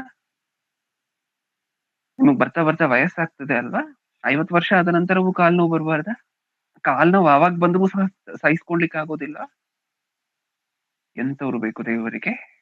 ನೀವು ನನಗೆ ಎಲ್ಲವನ್ನ ಕೊಟ್ಟಿದ್ದೀರಾ, ನನ್ನ ಆರೋಗ್ಯದಲ್ಲಿ ನೀವೇನು ಸಮಸ್ಯೆ ಇಟ್ಟಿಲ್ಲ ತಂದೆ ಅಂತ ಯಾವಾಗ ಹೇಳ್ತೀವಿ ನಾವು ದೇವ್ರ ಮುಂದೆ? ನಿನ್ನ ಆಹಾರದಲ್ಲಿ ಯಾವ ಕೊರತೆನೂ ಇಟ್ಟಿಲ್ಲ ತಂದೆ. ಹೌದಾ? ನನ್ನ ದಿನನಿತ್ಯಕ್ಕೆ ಏನೇನ್ ಬೇಕೋ ಪ್ರತಿಯೊಂದಕ್ಕೂ ಯಾವ ಕೊರತೆಯನ್ನು ನೀವು ಇಟ್ಟಿಲ್ಲ ತಂದೆ. ಇಂಥವ್ರು ಬೇಕಲ್ವಾ ದೇವರಿಗೆ? 50 ವರ್ಷ ಆಗಿರುವಂತವ್ರು ಕಾಲ್ ನೋವು ಬಂದ್ರೆ ಅಯ್ಯೋ ಅಂತ ಹೇಳಿ ತಲೆ ಮೇಲೆ ಕೈ ಎತ್ಕೊಂಡು ಕೂತ್ಕೊಂಡಿರ್ತಾರೆ. ನಿಜನ? ಇವ್ರಿಗೆ ಯಾವ ಸಮಸ್ಯೆನೂ ಬರೋ ಹಂಗಿಲ್ಲ ಹಂಗಿದ್ರೆ. ಇದು ದುರಾಸೆ ಅಲ್ವಾ? ದುರಾಸೆ ಅಲ್ವಾ? ದೇವ್ರು ಏನ್ ಕೊಟ್ಟಿದ್ದಾರೋ ಅದನ್ನ ಮೀರಿ ಇನ್ನೂ ಏನೋ ಆಶಿಸ್ತಿದ್ದಾರೆ. ಹೌದಾ? ಚಿಕ್ಕ ಚಿಕ್ಕ ಸಮಸ್ಯೆಗಳು ವಯಸ್ಸಾದ ನಂತರ ಬರುವಂತಹದ್ದು ಕಾಮನ್ ಅಲ್ವಾ? ಸರ್ವೇ ಸಾಮಾನ್ಯ ಅಲ್ವಾ?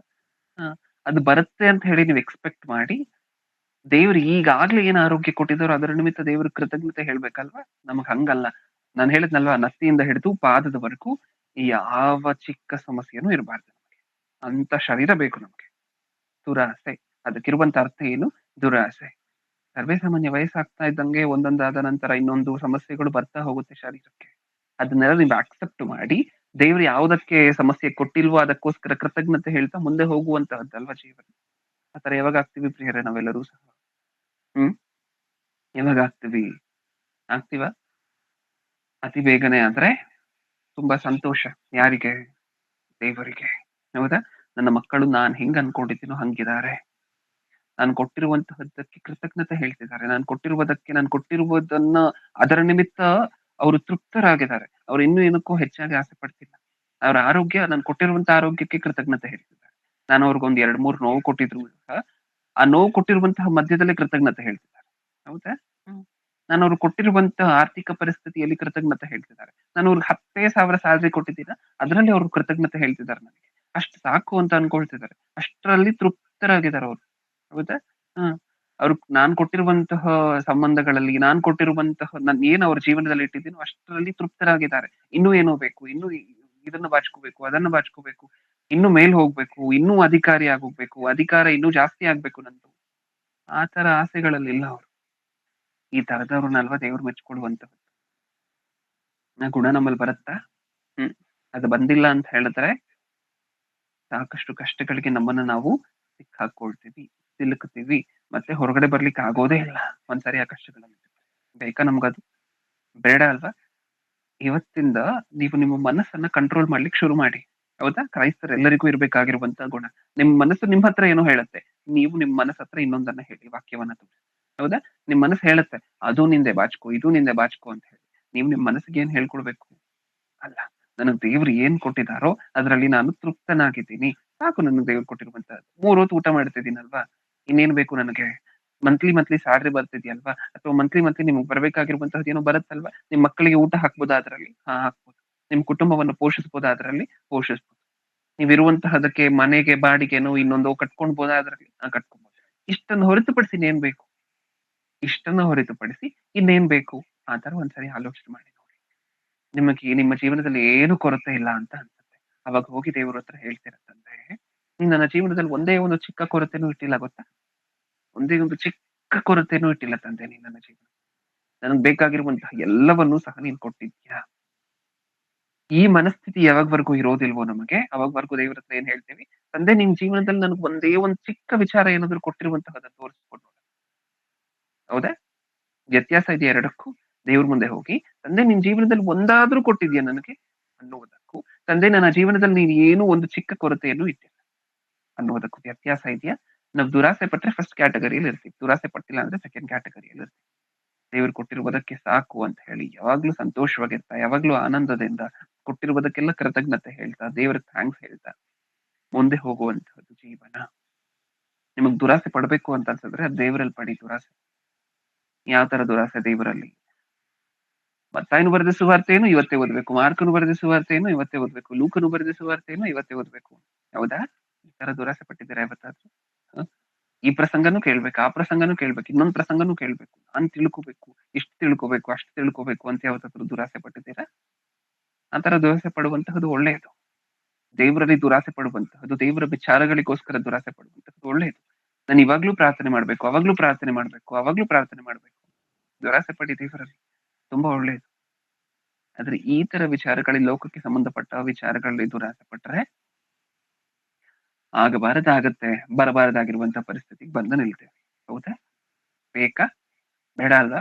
ಯಾವಾಗ್ಲೂ ಖುಷಿಯಾಗಿದ್ಕೊಂಡು, ಯಾವಾಗ್ಲೂ ದೇವರಿಗೆ ಕೃತಜ್ಞತೆ ಹೇಳ್ಕೊಂಡು, ಕೊಟ್ಟಿರುವುದರಲ್ಲಿ ತೃಪ್ತಿ ಪಡ್ತಾ, ದೇವ್ರೆ ನೀನು ನನ್ನ ಜೀವನದಲ್ಲಿ ಒಂದೂ ಕೊರತೆಯನ್ನ ಇಟ್ಟಿಲ್ಲ. ಇವತ್ತು ಪ್ರಸಂಗ ಆದ ನಂತರ ನೀವು ನಿಮ್ಮ ಮನಸ್ಸಲ್ಲಿ ಹೇಳ್ಕೊಳ್ಳಿ ಈ ಮಾತನ್ನ. ಗೂಗಲ್ ಮೀಟ್ ಕ್ವಿಟ್ ಮಾಡ್ತೀರಾ ಅಲ್ವಾ? ಕ್ವಿಟ್ ಮಾಡಿದ ನಂತರ ಒಂದ್ 5ರಿಂದ 10 ಸೆಕೆಂಡ್ ಆಗುತ್ತೆ ಇದನ್ನ ಹೇಳಲಿಕ್ಕೆ. ನಿಮ್ ಮನಸ್ಸಲ್ಲಿ ನೀವೇ ಹೇಳ್ಕೊಳ್ಳಿ. ಅಥವಾ ಮಂಡಿಕಾಲ್ ಊರಿ ಒಂದ್ 2-3 ನಿಮಿಷ ಪ್ರಾರ್ಥನೆ ಮಾಡಿ, ತಂದೆ ನನ್ನ ಜೀವನದಲ್ಲಿ ನೀವು ಕೊಟ್ಟಿರುವಂತಹ ಸಮಸ್ತ ವಿಚಾರಕ್ಕೂ ಕೃತಜ್ಞತೆಗಳು. ನನ್ನ ಜೀವನದಲ್ಲಿ ಒಂದೇ ಒಂದು ಚಿಕ್ಕ ಕೊರತೆಯನ್ನು ಇಟ್ಟಿಲ್ಲ. ಧನ್ಯವಾದಗಳು ಇದರ ನಿಮಿತ್ತ. ನನಗೆ ಆರೋಗ್ಯ ಕೊಟ್ಟಿದ್ಯಾ ಸಂಪೂರ್ಣವಾಗಿ, ನನಗೆ ಊಟ ಕೊಟ್ಟಿದ್ಯಾ ಪ್ರತಿನಿತ್ಯವೂ ಸಹ, ನನ್ನ ಮಕ್ಕಳನ್ನ ಪೋಷಿಸ್ಲಿಕ್ಕೆ ಶಕ್ತಿ ಕೊಟ್ಟಿದ್ಯಾ. ಇಷ್ಟನ್ನ ಕೊಟ್ಟ ನಂತರ ಇನ್ನೇನ್ ಬೇಕು ನನಗೆ ಅಂತ ಹೇಳಿ ಒಂದ್ಸಾರಿ ದೇವ್ರ ಹತ್ರ ನಿಮ್ಮ ಪ್ರಾರ್ಥನೆಗಳಲ್ಲಿ ಹೇಳಿ. ಓಕೆ? ಅದನ್ನ ಹೇಳಲಿಕ್ಕೆ 2 ನಿಮಿಷ ಆಗತ್ತಾ? ಅಷ್ಟೇ ಅಲ್ವಾ? ಆಮೇಲೆ ನಿಮ್ಮ ಕೆಲಸಗಳನ್ನ ನೀವು ಮಾಡ್ಕೋಬಹುದು. ಓಕೆ? ಕಣ್ಮುಚ್ಚಿ ಚಿಕ್ಕದಾಗಿ ಒಂದು ಪ್ರಾರ್ಥನೆ ಮಾಡಿ ಮುಗಿಸ್ಕೊಳ್ಳಿ. ಪ್ರೀತಿಯುಳ್ಳ ಪರಲೋಕದಲ್ಲಿರುವ ನಮ್ಮ ತಂದೆ, ಹೌದು ಅಪ್ಪ, ನೀವು ಇಸ್ರಾಯೇಲ್ಯರಿಗೆ ಮನ್ನವನ್ನು ಕೊಡ್ಬೇಕಾದ್ರೆ ನೀವ್ ಹೇಳಿದ್ರಿ, ಯಾರು ಸಹ ಇದ್ರಲ್ಲಿ ಏನು ನಾಳೆಗೋಸ್ಕರ ಎತ್ತಿಟ್ಕೋಬೇಡಿ, ನಾನು ನಾಳೆ ನಿಮ್ಗೆ ಕೊಡ್ತೀನಿ ಅಂತ ಹೇಳಿ. ಅವ್ರು ಕೇಳದೆ ಮತ್ತೆ ಮತ್ತೆ ಮತ್ತೆ ಮತ್ತೆ ಕೂಡ್ಸಿಟ್ಕೊಳ್ಲಿಕ್ಕೆ ಪ್ರಯತ್ನ ಪಟ್ರು, ಬಾಚಿಕೊಳ್ಳುವುದಕ್ಕೆ ಪ್ರಯತ್ನ ಪಟ್ರು. ಇದನ್ನೇ ದುರಾಸೆ ಅಂತ ಕರೀತಾರೆ ಅಂತ ಹೇಳಿ ನಾವು ಅರ್ಥ ಮಾಡ್ಕೊಂಡಿದ್ದೀವಿ ತಂದೆ. ನೀವ್ ಎಷ್ಟನ್ನ ಕೊಟ್ರು ಅಷ್ಟು ಸಾಕಾಗದೆ ಇನ್ನೂ ಮೇಲ್ ಹೋಗ್ಬೇಕು, ಇನ್ನೂ ಏನೋ ಆಗ್ಬೇಕು, ಇನ್ನೂ ಅಧಿಕಾರ ನಂದು ಜಾಸ್ತಿ ಆಗ್ಬೇಕು, ಇನ್ನೂ ನನ್ನ ಹಣ ಜಾಸ್ತಿ ಆಗ್ಬೇಕು, ಇನ್ನೂ ನನಗಿರುವಂತಹ ಬೆಲೆ ಜಾಸ್ತಿ ಆಗ್ಬೇಕು, ಇನ್ನೂ ನನಗಿರುವಂತಹ ಸ್ಟೇಟಸ್ ಜಾಸ್ತಿ ಆಗ್ಬೇಕು. ಇದೆಲ್ಲವೂ ದುರಾಸೆಗೆ ಸಂಬಂಧಪಟ್ಟಿರುವಂತಹದ್ದೇ ಅಂತ ಹೇಳಿ ಅರ್ಥ ಮಾಡ್ಕೊಂಡಿದ್ದೀವಿ. ಇದನ್ನ ಚಿಕ್ಕ ಚಿಕ್ಕ ಸಮಸ್ಯೆಗಳು ಬಂದ್ರು ಆರೋಗ್ಯದಲ್ಲಿ, ಪರಿಪೂರ್ಣವಾಗಿ ನನ್ಗೆ ಆರೋಗ್ಯ ಬಂದ್ಬಿಡ್ಬೇಕು, ಇದೆಲ್ಲವೂ ಸಹ ದುರಾಸೆ ಅಂತ ಹೇಳಿ ಅರ್ಥ ಮಾಡ್ಕೊಂಡಿದೀವಿ ಅಪ್ಪ. ಜೀವನ ಅಂತ ಹೇಳಿದ್ರೆ ನೀವ್ ಕೊಟ್ಟಿರುವುದಕ್ಕೆ ಕೃತಜ್ಞತೆ ಹೇಳ್ತಾ ಹೇಳ್ತಾ ಹೇಳ್ತಾ, ನೀವ್ ಕೊಟ್ಟಿರುವುದಕ್ಕೆ ಖುಷಿ ಪಡ್ತಾ, ನೀವ್ ಕೊಟ್ಟಿರುವುದರಲ್ಲಿ ಸಂತೋಷ ಪಡ್ತಾ, ನೀವ್ ಕೊಟ್ಟಿರುವುದರಲ್ಲಿ ಆನಂದ ಪಡ್ತಾ, ನೀವ್ ಕೊಟ್ಟಿರುವುದರಲ್ಲಿ ಸಂತೃಪ್ತರಾಗಿ ಮುಂದೆ ಹೋಗುವಂತಹದ್ದು ಅಂತ ಅರ್ಥ ಆಗಿದೆ. ನೀವ್ ನಮ್ಮ ಜೀವನಕ್ಕೆ ಏನ್ ಬೇಕು ಅಂತ ಹೇಳಿ ಚೆನ್ನಾಗಿ ಯೋಚನೆ ಮಾಡಿ ಕೊಟ್ಟಿರ್ತೀರ, ಅಷ್ಟರಲ್ಲಿ ನಾವು ತೃಪ್ತರಾಗಿ, ಇನ್ನು ನಮ್ಮ ಜೀವನದಲ್ಲಿ ನೀವು ಏನೂ ಕೊರತೆ ಇಟ್ಟಿಲ್ಲ ಅನ್ನುವಂತಹದನ್ನ ನಾವು ಗ್ರಹಿಸಿ, ಅದನ್ನ ನಮ್ಮ ಪ್ರಾರ್ಥನೆಗಳಲ್ಲಿ ಅದರ ನಿಮಿತ್ತ ನಿಮ್ಮ ಕೃತಜ್ಞತೆ ಸಲ್ಲಿಸುವಂತಹ ಮಕ್ಕಳನ್ನಾಗಿ ನಮ್ಮನ್ನು ಮಾರ್ಪಡಿಸಿ. ಕೇಳಿರುವಂತಹ ಪ್ರತಿಯೊಬ್ಬೊಬ್ಬರನ್ನ ಆತ್ಮಕ್ಕೆ ಸಂಬಂಧಪಟ್ಟ ಆಶೀರ್ವಾದಗಳಿಂದ ಆಶೀರ್ವದಿಸಿ ಅನ್ನುವಂತಹ ಬೇಡಿಕೆ ನಿಮ್ಮ ಮುಂದೆ ಇಡ್ತಾ, ಹಾಗೆ ತಾವು ಕೇಳಿರುವಂತಹ ವಾಕ್ಯವನ್ನ ಅವ್ರ ಜೀವನದಲ್ಲಿ ಅವರು ಅಳವಡಿಸ್ಕೊಂಡಿರ್ಬೇಕಾಗಿರುವಂತಹ ಕೃಪೆಯನ್ನ ಅವರು ದಯಪಾಲಿಸಿ ಅನ್ನುವಂತಹ ಬೇಡಿಕೆ ನಿಮ್ಮ ಮುಂದೆ ಇಡ್ತಾ, ಪ್ರತಿನಿತ್ಯವೂ ಸಹ ಬಂದು ಸುವಾರ್ತೆ ಸಾರುವಂತಹ ಪ್ರತಿಯೊಬ್ಬ ದೈವ ಸೇವಕರನ್ನು, ಅವರ ಆರೋಗ್ಯ ಪರಿಸ್ಥಿತಿಗಳನ್ನು, ಅವರ ಅನಿವಾರ್ಯತೆ ಅವಶ್ಯಕತೆಗಳನ್ನು ಒಂದ್ಸಾರಿ ನೆನಪು ಮಾಡ್ಕೊಳ್ಳಿ ಅನ್ನುವಂತಹ ಬೇಡಿಕೆ ನಿಮ್ಮ ಮುಂದೆ ಇಡ್ತಾ, ಸೇವೆಯಲ್ಲಿ ನಮ್ಮನ್ನು ಮುನ್ನ ನಡೆಸಿರುವಂತಹ ರಾಮೋಣ್ಣನವರನ್ನು ನೆನಪು ಮಾಡ್ಕೊಳ್ಳಿ ಅನ್ನುವಂತಹ ಬೇಡಿಕೆ ನಿಮ್ಮ ಮುಂದೆ ಇಡ್ತಾ, ನನ್ನ ಪ್ರಾರ್ಥನೆ ಯೇಸು ಕ್ರಿಸ್ತರ ನಾಮದಲ್ಲಿ ಸಮರ್ಪಿಸಿ ಬೇಡಿಕೊಳ್ಳುತ್ತಿದ್ದೇನೆ ಪರಲೋಕದಲ್ಲಿರುವ ನಮ್ಮ ತಂದೆ. ನಮ್ಮ ತಂದೆಯಾದ ದೇವರ ಪ್ರೀತಿ, ನಮ್ಮ ರಕ್ಷಕರು ವಿಮೋಚಕರು ಸ್ವತಃ ದೇವರು ಆಗಿರುವಂತಹ ಯೇಸು ಕ್ರಿಸ್ತರ ಕೃಪೆ, ಪರಿಶುದ್ಧಾತ್ಮ ದೇವರ ಅನ್ಯೋನ್ಯ ಸಹವಾಸ ಇಂದು ಎಂದು ಸದಾಕಾಲವೂ ನಮ್ಮೆಲ್ಲರೊಂದಿಗೆ